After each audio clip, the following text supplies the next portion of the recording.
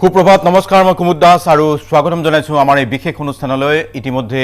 ৪৭টা সমষ্টিত প্ৰথম পৰ্যায়ৰ যি ভোট গ্ৰহণ প্ৰক্ৰিয়া অনুষ্ঠিত হ'ব তাৰ বাবে মনোনয়ন পত্ৰ দাখিল প্ৰক্ৰিয়া আৰম্ভ হৈছে আৰু মনোনয়ন পত্ৰ দাখিল কৰিছে কেইবাগৰাকী হেভি ওয়েট প্ৰাৰ্থীয়ে আজি মনোনয়ন পত্ৰ দাখিল কৰিব অসম গণ পৰিষদৰ সভাপতি অতুল বৰাই দ্বিতীয়বাৰৰ বাবে বোকাখাট সমষ্টিৰ অগখবৰ প্ৰাৰ্থী হ'ব অতুল বৰা আৰু দেওবাৰে নিশা গুৱাহাটীৰ পৰা নিজ সমষ্টিত উপস্থিত হৈছে অতুল বৰা কহৰাৰ বিষ্ণু মন্দিৰত সেৱা জনাই অসম গণ পৰিষদৰ সভাপতি অগপ বিজেপিৰ মিত্ৰজোঁটৰ প্ৰাৰ্থীগৰাকীয়ে কৈছে যে আগন্তুক নিৰ্বাচনত অগপ বিজেপিৰ মিত্ৰজোঁটে অধিক আসন লাভ কৰিব কহৰাত অতুল বৰাক উষ্ম আদৰণি জনোৱা হৈছে সমষ্টিবাসীয়ে আৰু সমষ্টিবাসীৰ ফালৰ পৰা কোৱা হৈছে অতুল বৰাৰ বিষয়ে আৰু ইতিমধ্যে আমি আপোনালোকক জনাইছো অগপ সভাপতি অতুল বৰা আজিৰ দিনটোত মনোনয়ন পত্ৰ দাখিল কৰিব আনপিনে আপোনালোকক জনাইছো আজি মনোনয়ন পত্ৰ দাখিল কৰিব অসম জাতীয় পৰিষদৰ সভাপতি লুৰিণজ্যোতি গগৈয়ে ইয়াৰ সমান্তৰালভাৱে অন্যান্য কেইবাগৰাকীও নেতাৰ নাম ইতিমধ্যে চৰ্চিত হৈছে প্ৰথম পৰ্যায়ত ভোট গ্ৰহণ অনুষ্ঠিত হ'বলগীয়া কেইবাটাও সমষ্টিৰ হেভি ওয়েট প্ৰাৰ্থীয়ে মনোনয়ন দাখিল প্ৰক্ৰিয়াত অংশ ল'ব আমি কিছু সময় পিছতে আপোনালোকক পোনপটীয়া সম্প্ৰচাৰ যোগে দেখুৱাম ৰাজ্যৰ বিভিন্ন প্ৰান্তৰ পৰা কিদৰে মনোনয়ন পত্ৰ দাখিলৰ বাবে সাজু হৈছে অগপ বিজেপি কংগ্ৰেছ আজি বিভিন্ন দলৰ প্ৰাৰ্থীসকল আৰু প্ৰতিগৰাকী প্ৰাৰ্থীয়ে কিদৰে এতিয়া মনোনয়ন পত্ৰ দাখিল প্ৰক্ৰিয়াত অংশ ল'ব সমৰ্থকসকলৰ মাজত উৎসাহ পৰিলক্ষিত হৈছে আমি পোনপটীয়া সম্প্ৰচাৰ যোগে বোকাখাটৰ পৰা আপোনালোকক দেখুৱাম অতুল বৰা মনোনয়নৰ বাবে কিদৰে সাজু হৈছে কিদৰে লুৰিণজ্যোতি গগৈয়ে মনোনয়ন পত্ৰ দাখিলৰ পূৰ্বে এক শোভাযাত্ৰা কৰিছে সেই বিষয়ে আপোনালোকক কিছু সময় পিছতে দেখুৱাবলৈ চেষ্টা কৰিম কিন্তু এই মুহূৰ্তত জনাইছো আন এক গুৰুত্বপূৰ্ণ খবৰ সোণাপুৰ স্প্ৰিং ভেলী এই ৰিজৰ্টত প্ৰাৰ্থিত্ব কেন্দ্ৰিক সংঘাতৰ বিষয়টো আপোনালোকক অৱগত কৰিছো কংগ্ৰেছ কৰ্মীৰ ওপৰত জপিয়াই পৰিছে কংগ্ৰেছ কৰ্মী বঙহৰ যুঁজ আৰম্ভ হৈছে জনিয়া মানকাছৰ সমষ্টি এআইডিএফক এৰিয়াৰ বিৰোধিতাৰে তীব্ৰ প্ৰতিবাদ আৰু তাৰ মাজত প্ৰচণ্ড মাৰপিট পৰিস্থিতি নিয়ন্ত্ৰণৰ বাবে আৰক্ষী পৰ্যন্ত মোতায়েন কৰিবলগীয়া পৰিৱেশ পৰিস্থিতিৰ উদ্ভৱ হৈছে দুপৰীয়া সাংসদ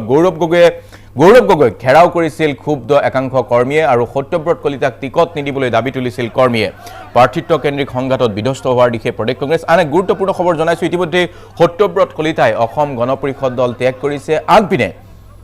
বৃন্দাবন গোস্বামীও অসম গণ পৰিষদ দল ত্যাগ কৰাৰ কথা সদৰি কৰিছে স্ক্ৰিনিং আধাতে সামৰি স্প্ৰিং ভেলী এৰিবলগীয়া হৈছিল কংগ্ৰেছৰ কথা কৈছো স্প্ৰিং ভেলীত যি প্ৰাৰ্থিত্ব বাছনিক লৈ সভা অনুষ্ঠিত হৈছিল এই সভাত উপস্থিত আছিল নিখিল ভাৰত কংগ্ৰেছ কমিটিৰ চিফ ষ্ট্ৰেটেজিষ্ট নৰেশ আৰোৰাকে ধৰি কেইবাগৰাকীও কংগ্ৰেছৰ জ্যেষ্ঠ নেতা আৰু কংগ্ৰেছ কৰ্মীৰ এই সংঘাতৰ দৃশ্য দেখি তেওঁলোক সভা আধাতে সামৰি স্প্ৰিং ভেলী ৰিজৰ্ট এৰিবলগীয়া পৰিৱেশ পৰিস্থিতিৰ উদ্ভৱ হৈছিল এই বিষয়ে আপোনালোকক সবিশেষ জনাই আছো আমি পুনে পুনে যাম এতিয়া লখিমপুৰলৈ লখিমপুৰত উপস্থিত আছে আমাৰ লখিমপুৰ ব্যুৰো কৰুণা কৃষ্ণ নাথে লখিমপুৰৰ লগতে লখিমপুৰ ধেমাজি বিভিন্ন প্ৰান্তৰ খা খবৰ দি আছে আজি লখিমপুৰত এক উৎসৱমুখৰ পৰিৱেশৰ সূচনা হৈছে কেইবাগৰাকী প্ৰাৰ্থীয়ে লখিমপুৰত মনোনয়ন পত্ৰ দাখিল কৰিব তাৰ ভিতৰত উল্লেখযোগ্য বিপুৰীয়াৰ কংগ্ৰেছ প্ৰাৰ্থী নিখিল ভাৰত কংগ্ৰেছ কমিটিৰ সম্পাদক ভূপেন বৰা আছে প্ৰাৰ্থী আনপিনে ঢকুৱাখনাৰ প্ৰাৰ্থী আছে কেইবাগৰাকী প্ৰাৰ্থী উত্তৰ অসমৰ প্ৰাৰ্থীৰ আজি মনোনয়ন পত্ৰ দাখিলৰ প্ৰক্ৰিয়া অব্যাহত আছে আৰু এই বিষয়ে সবিশেষ জনাবলৈ আমি পুনে পুনে সংযুক্ত হৈছো আমাৰ লখিমপুৰ ব্যুৰো কৰুণা কৃষ্ণ নাথৰ সৈতে কৰুণা কৃষ্ণ নাথ আমাৰ এই বিশেষ সম্প্ৰচাৰলৈ আপোনাক স্বাগতম জনাইছো আৰু এই মুহূৰ্তৰ পৰিৱেশ পৰিস্থিতি উত্তৰ অসমত কেনেকুৱা সবিশেষ জানিব খুজিছো কৰুণা কৃষ্ণ নাথ হয় কুমুদ দাস আসলে এবাৰ উত্তৰ অসমৰ পৰিৱেশ পৰিস্থিতি বুলি ক'লে বিগত সময়ত আসলে বিগত নিৰ্বাচনত যি দৃশ্যপট আছিল এবাৰ সেই দৃশ্যপট এক প্ৰকাৰ সলনি হোৱাৰ সম্ভাৱনা খুব স্পষ্ট হৈ পৰিছে আৰু এই মুহূৰ্তত মই প্ৰথমে দেখুৱাই ল'ব বিচাৰিছোঁ মই উপস্থিত আছোঁ লখিমপুৰ জিলা উপায়ুক্ত কাৰ্যালয়ৰ সন্মুখত আৰু ইয়াতে ৰিটাৰ্ণিং বিষয়াৰ ওচৰত ইতিমধ্যে বিপুৰীয়া নিখিল ভাৰত কংগ্ৰেছৰ প্ৰাৰ্থী বিপুৰীয়াৰ ভূপেন বৰাই মনোনয়ন পত্ৰ দাখিল কৰিবৰ কাৰণে ইতিমধ্যে ভিতৰ ভাগত প্ৰৱেশ কৰিছে সেই দৃশ্য আমি পৰৱৰ্তী সময়ত আমি দেখুৱাবলৈ চেষ্টা কৰিম তাৰ বিপৰীতে আজি ঢকুৱাখানা নিৰ্বাচনী জিলাত ঢকুৱাখানাত ৰিটাৰ্ণিং বিষয়াৰ ওচৰত আজি নৱদলে মনোনয়ন পত্ৰ দাখিল কৰিব কিছু সময়ৰ পিছতে আৰু ইয়াৰ লগে লগে লখিমপুৰ সদৰত বিজেপি প্ৰাৰ্থী মানৱ ডেকাই আৰু অগপৰ পৰা প্ৰতিনিধিত্ব কৰা উৎপল দত্তই মনোনয়ন পত্ৰ দাখিল কৰিব বুলি এই মুহূৰ্তলৈকে আমাক জানিবলৈ লৈছে তাৰ বিপৰীতে অন্য বেলেগ বা নিৰ্দলীয় বা অন্য কোনো দলৰ প্ৰাৰ্থীয়ে কেতিয়া কেনেধৰণে ক'ত মনোনয়ন পত্ৰ দাখিল কৰিব এই মুহূৰ্তলৈকে আমাক জানিবলৈ দিয়া হোৱা নাই কিন্তু বিশেষভাৱে আজি এটা কথা আমি ক'ব লাগিব যে উত্তৰ অসমত মই এটা কথা স্পষ্টভাৱে পুনৰ ক'ব বিচাৰিছোঁ যে উত্তৰ অসমত বিগত সময়ত জোনাইৰ পৰা যদি তেজপুৰ পৰ্যন্ত গোটেই সমষ্টিখিনি চোৱা যায় তেতিয়া কিন্তু যোৱা বছৰ কংগ্ৰেছে এখনো আসন লাভ কৰা নাছিল তাৰ বিপৰীতে কেৱল নাওবৈচা বিধানসভা সমষ্টিত এআইডিএফে আসন দখল কৰিছিল কিন্তু এইবাৰ যিটো নিৰ্বাচনী প্ৰেক্ষাপট দেখা গৈছে এইবাৰ নিৰ্বাচনী প্ৰেক্ষাপট যদি চোৱা যায় এই মুহূৰ্তলৈকে আমি যিখিনি দেখিছোঁ যে এইবাৰ কংগ্ৰেছে বহুকেইখন আসন এই সমষ্টিকেইটাৰ ভিতৰত দখল কৰিবলৈ সক্ষম হ'ব আৰু অন্যহাতে লখিমপুৰ বিধানসভা সমষ্টিলৈ যদি আমি চাওঁ বিগত নিৰ্বাচনত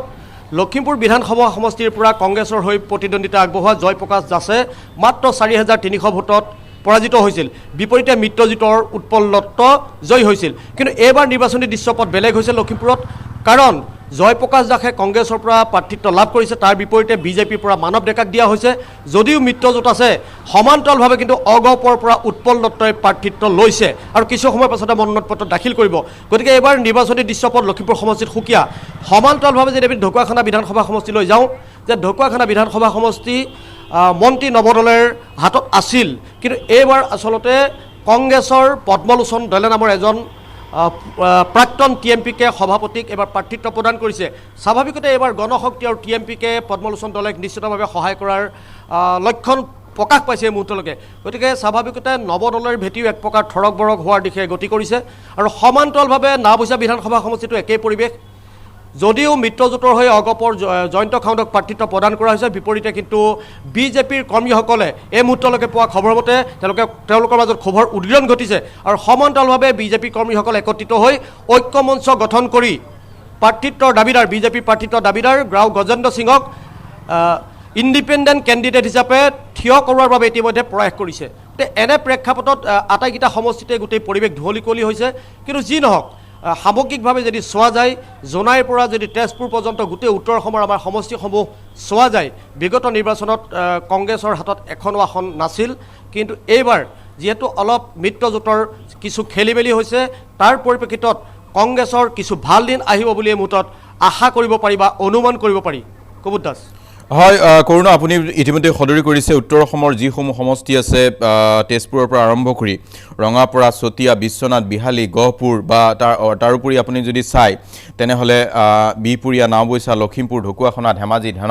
জোনাই এই আটাইবোৰ সমষ্টিত আমি কংগ্ৰেছৰ উপস্থিতি দেখা পোৱা নাছিলোঁ AIDFৰ উপস্থিতি আছিল কেৱল মাত্ৰ নাওবৈচা সমষ্টিত এইবাৰ আকৌ কংগ্ৰেছে প্ৰাৰ্থীৰূপে প্ৰক্ষেপ কৰিছে ভৰত নৰহক কেইবাটাও গুৰুত্বপূৰ্ণ দিশ এইবাৰ উত্তৰ অসমত দেখিবলৈ পোৱা গৈছে কংগ্ৰেছৰ কাৰণে চেলেঞ্জ সন্মান ৰক্ষাৰ যুঁজ উত্তৰ অসমত নিখন্দেহে হ'ব এইখিনি মুহূৰ্তত আপুনি যেহেতু কৈছে বিহপুৰীয়াৰ ভূপেন বৰা ইতিমধ্যে কাৰ্যালয়ত প্ৰৱেশ কৰিছে মনোনয়ন পত্ৰ দাখিলৰ বাবে এই সাধাৰণ মানুহৰ মনত কি খেলাইছে এবাৰ সাধাৰণ মানুহ কিদৰে সাজু হৈছে লখিমপুৰত অগপ আৰু বিজেপিৰ বন্ধুত্বপূৰ্ণ প্ৰতিদ্বন্দ্বিতাৰ বিষয়টো নিখন্দেহে তাৎপৰ্যপূৰ্ণ হ'ব এই বিষয়টোৱে অন্য দলক লাভান্বিত কৰিব নেকি বা কংগ্ৰেছক লাভান্বিত কৰিব নেকি সেই বিষয়েও চৰ্চা নিখন্দেহে চলিছে কিন্তু এই মুহূৰ্তত যিসকল সাধাৰণ লোক আছে এই সাধাৰণ লোকৰ উৎসাহ নিৰ্বাচনক লৈ কেনেকুৱা দেখিবলৈ পাইছে কৰুণা কৃষ্ণ নাথ হয় কুমুদ দাস আচলতে নিৰ্বাচনী দৃশ্যপট পুনৰ কৈছোঁ এক বেলেগ দিশত গতি কৰিছে কাৰণ মিত্ৰজোঁটৰ লখিমপুৰ বিধানসভা সমষ্টিত মিত্ৰজোঁটৰ যেনেধৰণে মানৱ ডেকাই বিজেপিৰ পৰা প্ৰাৰ্থিত্ব পাইছে সমান্তৰালভাৱে অগপৰ পৰা উৎপল দত্তই প্ৰাৰ্থিত্ব লৈ আহি ইতিমধ্যে আজি কিছু সময়ৰ পাছত মনোনয়ন পত্ৰ দাখিল কৰিব এনে প্ৰেক্ষাপটত যিহেতু বিগত নিৰ্বাচন যদি আপুনি চাই যে কংগ্ৰেছৰ প্ৰাৰ্থীজনে 4,200 ভোটত পৰাজিত হৈছিল সমান্তৰালভাৱে কংগ্ৰেছৰে ঘন বুঢ়াগোহাঁই কিন্তু নিৰ্দলীয় হিচাপে প্ৰতিদ্বন্দ্বিতা আগবঢ়াইছিল গতিকে যোৱাবাৰ ভোটখিনি বিভাজন হৈছিল কংগ্ৰেছৰ নিজৰ মাজত আৰু এইবাৰ তাৰ বিপৰীতে যদি চোৱা যায় কংগ্ৰেছৰ ভোটখিনি এক প্ৰকাৰ ইনটেক হৈ আছে সুৰক্ষিত অৱস্থাত আছে বুলি ক'ব পাৰি এই মুহূৰ্তলৈকে আৰু বিপৰীতে কিন্তু মিত্ৰজোঁটৰ ভোটসমূহ সম্পূৰ্ণৰূপে দুভাগ হ'ব কিয়নো উৎপল দত্তৰ ফালে এখিনি ভোট গুচি যাব আৰু সমান্তৰালভাৱে বিজেপি এখিনি ভোট লৈ আহিব এনে প্ৰেক্ষাপট যদি আমি চাওঁ তেতিয়াহ'লে নিশ্চিতভাৱে লখিমপুৰ বিধানসভা সমষ্টিটোৰ পৰা বিগত নিৰ্বাচনৰ গোটেই সামগ্ৰিক ৰূপৰেখা যদি তুলনা কৰা যায় এইবাৰ কংগ্ৰেছৰ প্ৰাৰ্থীজন জয়যুক্ত হোৱাৰ পূৰ্ণ সম্ভাৱনা পৰিলক্ষিত হৈছে আৰু সমান্তৰালভাৱে যিহেতু আজি মনোনয়ন পত্ৰ কেইগৰাকীমান প্ৰাৰ্থীয়ে প্ৰদান কৰিব বা ইতিমধ্যে ভূপেন বৰাই মনোনয়ন পত্ৰ দাখিল কৰিছে গতিকে আচলতে মনোনয়ন পত্ৰ দাখিলৰ পৰৱৰ্তী সময়ছোৱাতে গোটেই নিৰ্বাচনী দৃশ্যপটটো অলপ বেলেগ ধৰণে আহিব হয় কৰুণা আপোনাক এই মুহূৰ্তত ধন্যবাদ জনাম যথেষ্ট টাফ ফাইট লখিমপুৰত আৰু যথেষ্ট প্ৰতিৰোধ বা যথেষ্ট প্ৰত্যাহ্বানমূলক হ'ব এবাৰ নিৰ্বাচন প্ৰতিগৰাকী প্ৰাৰ্থীয়ে দাবী কৰিছে জয়লাভৰ আৰু প্ৰতিগৰাকী প্ৰাৰ্থীয়ে নিৰ্বাচনৰ সময়ত এনে দাবী উত্থাপন কৰাটো আচৰিত কথা নহয় কংগ্ৰেছেও কৰিছে বিজেপিও কৰিছে অগপয়ো ভাবিছে যে লখিমপুৰ আসনখন তেওঁলোকে দখল কৰিব কিন্তু শেষ সিদ্ধান্ত ল'ব জনতা জনাৰ্দনে অসমৰ ভোটাৰ ৰাইজে বা লখিমপুৰৰ ভোটাৰ ৰাইজে এইবাৰ সিদ্ধান্ত গ্ৰহণ কৰিব আচলতে লখিমপুৰৰ প্ৰতিনিধি কোন হ'ব বা উত্তৰ অসমত কাক নিৰ্বাচিত কৰি পঠিয়াব ৰাইজে সেই কথা ৰাইজে নিৰ্ণয় কৰিব এই মুহূৰ্তত আপোনাক ধন্যবাদ জনাইছোঁ আৰু আমি ইয়াৰ লগে লগে আপোনালোকক জনাইছোঁ তেজপুৰত অসম গণ পৰিষদৰ কাৰ্যালয়ত প্ৰৱেশ নিষিদ্ধ হ'ল পৃথ্বীৰাজ ৰাভাৰ তেজপুৰত অসম গণ পৰিষদৰ প্ৰাৰ্থীৰূপে কলাগুৰু বিষ্ণুপ্ৰসাদ ৰাভাৰ পুত্ৰ পৃথ্বীৰাজ ৰাভাক প্ৰক্ষেপ কৰাৰ সিদ্ধান্ত গ্ৰহণ কৰিছে অসম গণ পৰিষদ দৰে আৰু তাত শক্তিশালী প্ৰাৰ্থী আছিল অগপৰ প্ৰাক্তন সভাপতি বৃন্দাবন গোস্বামী কিন্তু পৃথ্বীৰাজ ৰাভাক প্ৰাৰ্থিত্ব দিয়াৰ লগে লগে বিষয়টোক লৈ কিছু প্ৰতিক্ৰিয়া আৰম্ভ হৈছে আৰু একাংশ অগপ কৰ্মীয়ে বৃন্দাবন গোস্বামীক এইবাৰ প্ৰাৰ্থিত্ব নিদিয়াত তীব্ৰ ক্ষোভ উজাৰিছে আৰু অতুল বৰাৰ বিৰুদ্ধে ক্ষোভ উজাৰিছে একাংশ লোকে সভাপতিৰ বিৰুদ্ধে ক্ষোভ উজাৰিছে বৃন্দাবন গোস্বামীৰ একাংশ সমৰ্থকে লণ্ডভণ্ড কৰিছে অসম গণ পৰিষদৰ কাৰ্যালয় আৰু নিৰ্দলীয় প্ৰাৰ্থীৰূপে বৃন্দাবন গোস্বামীয়ে প্ৰতিনিধিত্ব কৰাটো এক প্ৰকাৰ নিশ্চিত হৈ পৰিছে তেজপুৰ বিধানসভা সমষ্টিত এয়া তেজপুৰৰ সবিশেষ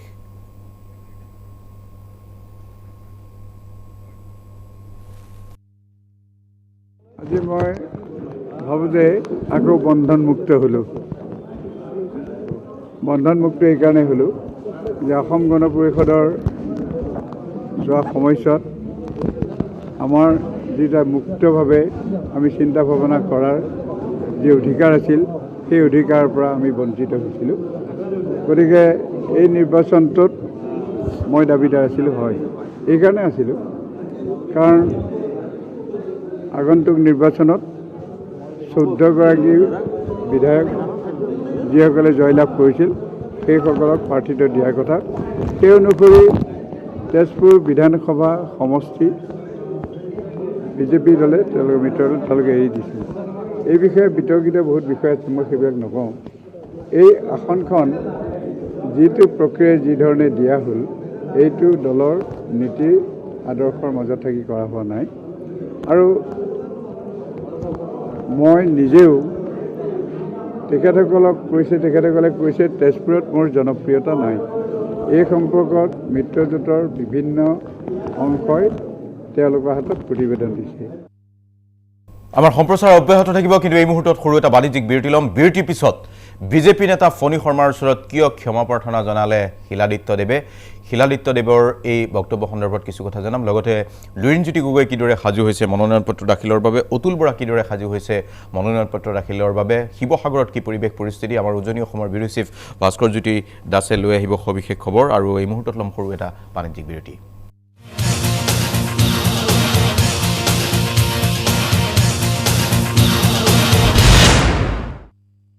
আপোনালোকে চাই আছে DY365 এই বিশেষ সম্প্ৰচাৰ আৰু আমি আপোনালোকক জনাই আছো মনোনয়ন পত্ৰ দাখিলৰ প্ৰথম দিনটোত কিদৰে ৰাজ্যৰ বিভিন্ন প্ৰান্তত উৎসৱমুখৰ পৰিৱেশৰ সূচনা হৈছে আৰু আমি এতিয়া আপোনালোকক পোনে লৈ যাম উজনি অসমৰ বিভিন্ন সমষ্টিত ব্যাপক তৎপৰতা পৰিলক্ষিত হৈছে অসম জাতীয় পৰিষদৰ প্ৰাৰ্থী লুৰিণজ্যোতি গগৈয়ে কিছু সময় পিছতে মনোনয়ন পত্ৰ দাখিল কৰিব আৰু ইতিমধ্যে মনোনয়ন পত্ৰ দাখিলৰ প্ৰক্ৰিয়াত অংশগ্ৰহণ কৰিছে বিজেপিৰ প্ৰাৰ্থী তেৰছ গোৱালাই কিন্তু এই মুহূৰ্তত লুৰিণজ্যোতি গগৈৰ বিষয়ে সবিশেষ জনাবলৈ আমি পোনে গৈছো আমাৰ সাংবাদিক বিকাশ বৰুৱাৰ ওচৰলৈ বিকাশ বৰুৱা আপোনাক স্বাগতম জনাইছো আমাৰ এই বিশেষ সম্প্ৰচাৰলৈ আৰু এই মুহূৰ্তত আমি জানিব পাৰিছো যে উজনি অসমত কেইবাগৰাকীও হেভিৱেট প্ৰাৰ্থীয়ে নিৰ্বাচনী ৰাজনীতিত বা মনোনয়ন পত্ৰ দাখিল প্ৰক্ৰিয়াত অংশগ্ৰহণ কৰিছে আৰু পোনপটীয়া সম্প্ৰচাৰত আমি উপস্থিত আছো প্ৰতি মুহূৰ্তৰ খবৰ আমি দৰ্শকসকলক দি আছো আৰু প্ৰতি মুহূৰ্তত আমি জনাই আছো কিদৰে ৰাজ্যৰ বিভিন্ন প্ৰান্তত বিভিন্ন দলৰ নিৰ্বাচনী প্ৰাৰ্থীসকল সাজু হৈছে মনোনয়ন পত্ৰ দাখিলৰ বাবে বিকাশ আপোনাৰ ওচৰলৈ আহিছো আৰু এই মুহূৰ্তত আপোনাৰ সৈতে কোন উপস্থিত আছে আৰু মনোনয়ন পত্ৰ দাখিলক লৈ কেনে পৰিৱেশ তিনিচুকীয়া ডিব্ৰুগড়কে ধৰি বিভিন্ন যি সমষ্টিসমূহ আছে সেই সমষ্টিসমূহত কি পৰিৱেশ দেখিবলৈ পোৱা গৈছে বিকাশ কুমত এই মুহূৰ্তত ক'ব লাগিবলৈ মই বৰ্তমান উপস্থিত আছোঁ নাহৰকটীয়া সমষ্টিত আৰু নাহৰকটীয়াত যিহেতু অহা কাইলৈ আছে যিহেতু নমিনেশ্যনৰ শেষ দিন আৰু আজি যিহেতু বিভিন্ন ৰাজনৈতিক দলৰ যিসকল প্ৰাৰ্থী আছে এই প্ৰাৰ্থীসকলে তেওঁলোকে মনোনয়ন দাখিল কৰিছে আৰু আজি মনোনয়ন পত্ৰ দাখিল কৰিব অসম জাতীয় পৰিষদৰ সভাপতি লগতে দুলীয়াজান আৰু নাহৰকটীয়া সমষ্টিৰ যি প্ৰাৰ্থীৰ লুৰিণজ্যোতি গগৈ আছে লুৰিণজ্যোতি গগৈ মোৰ মাজত উপস্থিত আছে আৰু তেখেতৰ পৰা পোনমতে জানিব বিচাৰিম দাদা প্ৰথমতে আপোনাক শুভেচ্ছা জনাইছোঁ কি ক'ব এই মুহূৰ্তত চাওক নাহৰকটীয়া এই সমষ্টিটো জাতীয়তাবাদৰ ভেটি আৰু ইয়াত বহুদিনৰ পৰা জাতীয়তাবাদৰ ধ্বজা উৰি আহিছিল গতিকে এইবাৰ ৰাইজে ঐক্যবদ্ধভাৱে জাতীয়তাবাদৰ পক্ষত মতদান কৰিব সমগ্ৰ সমষ্টিটোৰ বিভিন্ন প্ৰান্তৰ জনতা ইতিমধ্যে তেওঁলোকে এই জাতীয়তাবাদৰ ধাৰণা ইয়াৰ যিটো আৱেগ সকলোৱে উৎফুল্লিত হৈ এই যাত্ৰাটোত চামিল হৈছে অসম জাতীয় পৰিষদৰ এই যাত্ৰাৰ লগত সকলোৱে ঐক্যবদ্ধ হৈ আগবাঢ়ি যাব আৰু আমি আশা ৰাখিছোঁ ৰাইজৰ সহযোগত এইবাৰ এই নাহৰকটীয়া সমষ্টিত জাতীয়তাবাদৰ জয়লাভ হ'ব জাতীয়তাবাদী এটা ধাৰা শক্তিশালী ৰূপত এই সমষ্টিৰ পৰা আগবাঢ়ি যাব বিকাশ এটা প্ৰশ্ন আছে ৰাইজৰ দল আৰু অসম জাতীয় পৰিষদৰ মাজত ভাঙন আহিছে বুলি বিভিন্ন মাধ্যমত চৰ্চা চলিছে জাতীয় পৰিষদ ৰাইজৰ দলৰ মাজত ঠায়ে ঠায়ে সংঘাত হৈছে বুলি কোৱা হৈছে প্ৰাৰ্থিত্বক লৈ কি কয় লুৰিণজ্যোতি গগৈয়ে দাদা এইখিনিতে এটা আমাৰ ষ্টুডিঅ'ৰ পৰা প্ৰশ্ন কৰিছে আপোনাক, যিহেতু ৰাইজৰ দল আৰু জাতীয় পৰিষদৰ মাজত এটা সংঘাত আহিছে বুলি বিভিন্ন মাজত চৰ্চা হৈ আছে, এই ক্ষেত্ৰত আচলতে এইখিনি কি ক'ব? নাই, সংঘাত অহা নাই, ঐক্যবদ্ধভাৱে আগবাঢ়িছোঁ আৰু ঐক্যবদ্ধতা থাকিব, আমাৰ মিত্ৰতা থাকিব। কিছু চিটত কৌশলগতভাৱেই আমি ফ্ৰেণ্ডলি কণ্টেষ্ট কৰিছোঁ। বিজেপি আৰু কংগ্ৰেছক প্ৰতিহত কৰিবৰ কাৰণে কৌশলপূৰ্ণভাৱে মিত্ৰতা আমি ফ্ৰেণ্ডলি কণ্টেষ্ট কৰিছোঁ। আৰু কি ক'ব, দুয়োটা সমষ্টি যিহেতু আপুনি প্ৰাৰ্থিত্ব আগবাঢ়িছে, কেনেকুৱা ধৰণৰ দুয়োটা সমষ্টি ৰাইজৰ মৰম, আশীৰ্বাদ, ৰাইজৰ আশাক বাস্তৱায়িত কৰিবৰ কাৰণে মই দুয়োটা সমষ্টি বাছি লৈছোঁ আৰু মই আশা ৰাখিছোঁ দুয়োটা সমষ্টিৰ ৰাইজে মোক ৰাইজৰ হকে সেৱা কৰিবৰ কাৰণে মোৰ দিছপুৰলৈ পঠাব। হয়, কুমত এয়া আছিল লুৰিণজ্যোতি গগৈ, তেখেতে নাহৰকটীয়া যি আচলতে কাৰ্যালয় আছে, এই কাৰ্যালয়ৰ পৰা তেওঁ বৰ্তমান ওলাই গৈছে আৰু তেওঁ ইয়াৰ পৰা প্ৰথমতে যাব দুলীয়াজানলৈ, ইয়াৰ পৰা প্ৰথমতে ৰোড শ্ব' কৰি তেওঁ যাব দুলীয়াজানলৈ আৰু দুলীয়াজানৰ গৈ তেখেতে কেইবাটাও অনুষ্ঠান আছে। তাৰ পৰা পোনপ্ৰথমে ডিব্ৰুগড় যি জিলা উপায়ুক্ত কাৰ্যালয় আছে, এই জিলা উপায়ুক্ত কাৰ্যালয়লৈকে তেওঁ যাব, তাতে আৰু মনোনয়ন পত্ৰ দাখিল কৰিব। আৰু মোক কেমেৰা পাৰ্চন সতীৰ্থ এই দৃশ্য দেখাই আছে, আচলতে বহু লোক ওলাই আহিছে, যিহেতু প্ৰিয় নেতাগৰাকীক তেওঁলোকে আদৰণি জনাইছে মনোনয়ন পত্ৰ দাখিল কৰাৰ সময়ত। আৰু এই দৃশ্য মই দেখাই আছোঁ নাহৰকটীয়াৰ পৰা, নাহৰকটীয়া যি কাৰ্যালয় আছে অসম জাতীয় পৰিষদৰ, এই কাৰ্যালয়ৰ পৰা এনেদৰেই দেখিবলৈ পোৱা গৈছে। কেইবা হাজাৰ হাজাৰ লোক ওলাই আহিছে, আচলতে মই দেখাইছোঁ এই দৃশ্য নাহৰকটীয়াৰ পৰা। আৰু ইয়াৰ পৰা পোনে পোনে তেওঁ দুলীয়াজানলৈ যাব, দুলীয়াজান সমষ্টি যিহেতু তেওঁৰ প্ৰাৰ্থী, আৰু দুলীয়াজানত গৈ তেওঁ কেইবাটাও প্ৰথমতে নামঘৰত তেওঁ সেৱা গ্ৰহণ কৰিব আৰু তাৰ পাছতেই তেওঁ পোনে পোনে ডিব্ৰুগড় যাব। প্ৰথমতে ইয়াৰ পৰা তেওঁ 1 কিলোমিটাৰ খোজকাঢ়ি তেওঁ যাব বুলি ইতিমধ্যে জানিব পাৰিছোঁ। আৰু মোৰ সতীৰ্থ আব্দুল আছে, মই আব্দুলক খন্তেকৰ বাবে মই মাইকটো দিছোঁ। হয়, এয়া আচলতে লুৰিণজ্যোতি গগৈ আজি মনোনয়ন দাখিল কৰিব নাহৰকটীয়া সমষ্টিৰ পৰা। এয়া নাহৰকটীয়া সমষ্টিৰ যি অসম জাতীয় পৰিষদৰ যি কাৰ্যালয়, সেই কাৰ্যালয়ৰ পৰা তেওঁ আচলতে এনেদৰে ৰোড শ্ব' এক বাহিৰ কৰিছে, পদযাত্ৰাৰে আচলতে তেওঁ পদযাত্ৰা কৰিছে। আৰু পদযাত্ৰা কৰি তেওঁ চাচনি যি বাছ ষ্টেণ্ড আছে, সেই বাছ ষ্টেণ্ডত তেওঁ তাৰ পৰা আচলতে ৰাওনা হ'ব। আৰু ইয়াৰ পিছত তেওঁ দুলীয়াজান সমষ্টি আছে, দুলীয়াজান সমষ্টিত এক নামঘৰত তেওঁ সেৱা কৰি আচলতে তেওঁ আজি প্ৰথম নাহৰকটীয়া সমষ্টিৰ পৰা প্ৰথমটো যি মনোনয়ন, তেওঁ মনোনয়ন দাখিল কৰিবলৈ এই মুহূৰ্তত ৰাওনা হৈছে। সহযোগী অৰ্জুনে দেখুৱাইছে সামগ্ৰিক পৰিৱেশ। এয়া অসম জাতীয় পৰিষদৰ সভাপতি লুৰিণজ্যোতি গগৈ, আৰু লুৰিণজ্যোতি গগৈ এইদৰে তেওঁ পদযাত্ৰা আৰম্ভ কৰিছে নাহৰকটীয়া সমষ্টিত। আৰু এই পদযাত্ৰাৰ জৰিয়তে আচলতে তেওঁ ইতিমধ্যে মনোনয়ন দাখিল কৰিব ইতিমধ্যে ৰাওনা হ'ব। পুনৰ কৈছোঁ, লুৰিণজ্যোতি গগৈ দুটাকৈ সমষ্টি নিৰ্বাচন কৰিছে, নাহৰকটীয়া আৰু দুলীয়াজান সমষ্টি। আৰু তেওঁ প্ৰথম যিটো সমষ্টি নাহৰকটীয়া সমষ্টিৰ পৰা তেওঁ ইতিমধ্যে ৰাওনা হৈছে। নাহৰকটীয়া সমষ্টিত তেওঁ জাতীয় পৰিষদৰ কাৰ্যালয়ত ৰাইজৰ আশীষ লৈ, ৰাইজৰ সেৱা লৈ তেওঁ ওলাই গৈছে। আৰু ইয়াৰ পৰা তেওঁ পদযাত্ৰা কৰি আচলতে নাহৰকটীয়া নিৰ্দিষ্ট স্থানৰ পৰা তেওঁ দুলীয়াজান সমষ্টিলৈ ৰাওনা হ'ব। আৰু দুলীয়াজানত এখন নামঘৰত তেওঁ সেৱা লৈ আচলতে ইয়াৰ পৰা তেওঁ ডিব্ৰুগড়লৈ ৰাওনা হ'ব। আৰু ডিব্ৰুগড়ত তেওঁ আচলতে মনোনয়ন পত্ৰ দাখিল কৰিব। সামগ্ৰিক পৰিৱেশ দেখুৱাই আছে, এয়া কেমেৰা পাৰ্চন অৰ্জুনে দেখুৱাইছে সামগ্ৰিক পৰিৱেশ। এয়া লুৰিণজ্যোতি গগৈৰ পদযাত্ৰা নাহৰকটীয়া সমষ্টিত। আৰু এই পদযাত্ৰা বাঢ়ি কৰিছে, অসংখ্য লোক আছে, জাতীয় পৰিষদৰ বিভিন্ন লোক আছে, তেওঁলোকে আচলতে এই লুৰিণজ্যোতি গগৈক সহযোগ কৰিছে। সামগ্ৰিক পৰিৱেশ এয়া দেখুৱাই আছে আপোনালোকক, সহযোগী কেমেৰা পাৰ্চন অৰ্জুনে দেখুৱাইছে সামগ্ৰিক পৰিৱেশ।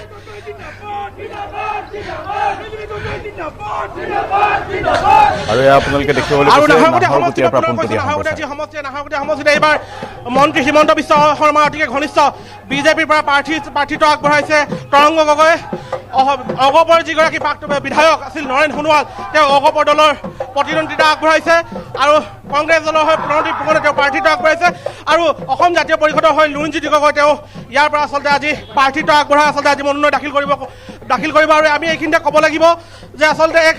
শক্তিশালী যুগে হাই ভল্টেজ যুঁজ হ'ব নাহৰকটীয়া সমষ্টিত, কিয়নো তিনিগৰাকী আচলতে যথেষ্ট প্ৰভাৱ থকা নেতা, বিজেপিৰ তৰংগ গগৈয়ে হওক, জাতীয় পৰিষদৰ লুৰিণজ্যোতি গগৈ হওক, অগপৰ নৰেন সোণোৱালে হওক, কংগ্ৰেছৰ প্ৰাক্তন মন্ত্ৰী প্ৰণদীপ ফুকনে হওক, আচলতে সমষ্টিটোত আচলতে তিনিগৰাকী এক হাই ভল্টেজ যুঁজ হ'ব যে ইয়াৰ পৰা প্ৰমাণ কৰিব পাৰি। এয়া ঢোলে ডগৰে আচলতে লুৰিণজ্যোতি গগৈ এইদৰে তেওঁ মনোনয়ন দাখিল কৰিবলৈ ওলাই গৈছে নাহৰকটীয়া সমষ্টিৰ পৰা। পুনৰ কৈছোঁ, নাহৰকটীয়া সমষ্টিৰ পৰা তেওঁ পোনে পোনে যাব দুলীয়াজান সমষ্টিত। আৰু দুলীয়াজানৰ নামঘৰৰ সেৱা লৈ লুৰিণজ্যোতি গগৈ ইতিমধ্যে তেওঁ ডিব্ৰুগড়লৈ ৰাওনা হ'ব। আৰু নাহৰকটীয়া সমষ্টিৰ প্ৰথমখন যি মনোনয়ন, এই প্ৰথমখন মনোনয়ন আজি লুৰিণজ্যোতি গগৈ দাখিল কৰিব নাহৰকটীয়া আৰু দুলীয়াজান সমষ্টিৰ পৰা। হয় আব্দুল ৰাজক এই মুহূৰ্তত আপোনাক ধন্যবাদ জনাইছোঁ আৰু এইদৰে এতিয়া নিৰ্বাচনী পৰিৱেশ পৰিস্থিতি যথেষ্ট আকৰ্ষণীয় হৈ পৰিছে যথেষ্ট আকৰ্ষণীয় প্ৰতিটো ৰাজনৈতিক দলৰে ব্যাপক তৎপৰতা আমি সবিশেষ আপোনালোকক জনাই যাম কিন্তু এই মুহূৰ্তত আমি সৰু এটা বাণিজ্যিক বিৰতি ল'ম বিৰতিৰ পিছত আমি বোকাখাট আৰু শিৱসাগৰৰ পৰা পোনপটীয়া সম্প্ৰচাৰ দেখুৱাবলৈ চেষ্টা কৰিম তাত কিদৰে একোগৰাকী হেভি ৱেট প্ৰাৰ্থী ইতিমধ্যে সাজু হৈছে মনোনয়ন পত্ৰ দাখিলৰ বাবে কণ্টেক্ট লৈছোঁ বিৰতি পুনৰ উভতি আহিম এই বিশেষ সম্প্ৰচাৰলৈ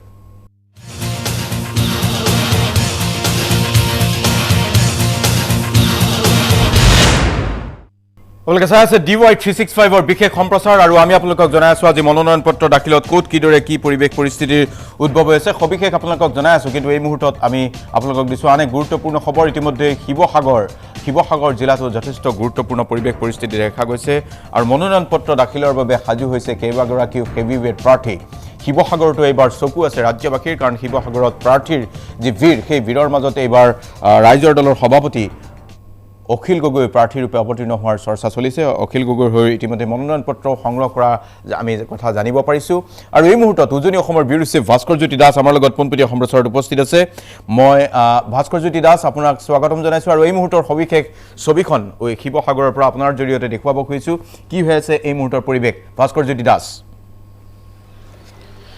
হয় কুমুদ আপুনি অতিকৈ এটা গুৰুত্বপূৰ্ণ ইতিমধ্যে প্ৰসংগ উত্থাপন কৰিছে যে শিৱসাগৰ সমষ্টিক লৈ বৰ্তমান সমগ্ৰ ৰাজ্যবাসীৰ দৃষ্টি নিবদ্ধ হৈ আছে এক প্ৰকাৰ ক'বলৈ গ'লে এটা হাই প্ৰফাইল সমষ্টি আৰু হাই প্ৰফাইল সমষ্টিত এখন হাই ভল্টেজ ইতিমধ্যে পলিটিকেল যুদ্ধ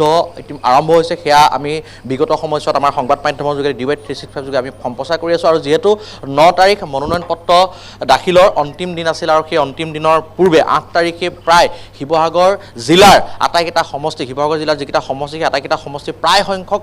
যিসকল প্ৰাৰ্থী প্ৰতিটো ৰাজনৈতিক দলে তেওঁলোকে আজি তেওঁলোকৰ মনোনয়ন পত্ৰ দাখিল কৰিব ইয়াৰ ভিতৰত অন্যতম কাৰাবন্দী হৈ থকা কৃষক নেতা ৰাইজৰ দলৰ হৈ শিৱসাগৰ প্ৰতিনিধিত্ব কৰিবলগীয়া অখিল গগৈ আজি মনোনয়ন পত্ৰ প্ৰায় দিনৰ 1 বজাত তেওঁ যিসকল শুভাকাংক্ষী এই শুভাকাংক্ষীসকলে তেওঁ শিৱসাগৰ নগৰৰ মাজমজিয়াৰ টাই সাংস্কৃতিক বিকাশ কেন্দ্ৰৰ পৰা তেওঁলোকে সমদল কৰি শিৱসাগৰ জিলা উপায়ুক্ত কাৰ্যালয়ত তেওঁ 108 নম্বৰ বিধানসভা সমষ্টিৰ কাৰণে তেওঁ জমা দিব সমান্তৰালকৈ এটা যদি হাই প্ৰফাইল আপুনি সমষ্টি শিৱসাগৰ জিলাৰ আমগুৰি শিৱসাগৰ জিলাৰ নহয় উজনি অসমৰ এটা হাই প্ৰফাইল সমষ্টি হৈছে আমগুৰি সেই আমগুৰিৰ দুই মহাৰথী এগৰাকী হৈছে প্ৰয়াত কংগ্ৰেছ নেতা জ্যেষ্ঠ কংগ্ৰেছ নেতা প্ৰয়াত অঞ্জন দত্তৰ দুহিতা অংকিতা দত্তই তেওঁ আজি মনোনয়ন পত্ৰ ইতিমধ্যে দাখিল কৰিবৰ কাৰণে মনোনয়ন পত্ৰ জমা দিবৰ কাৰণে আমগুৰিৰ পৰা এক বিশাল সমদল কৰি ইতিমধ্যে শিৱসাগৰ জিলা উপায়ুক্ত কাৰ্যালয়লৈ ৰাওনা হৈছে আৰু দ্বিতীয়তে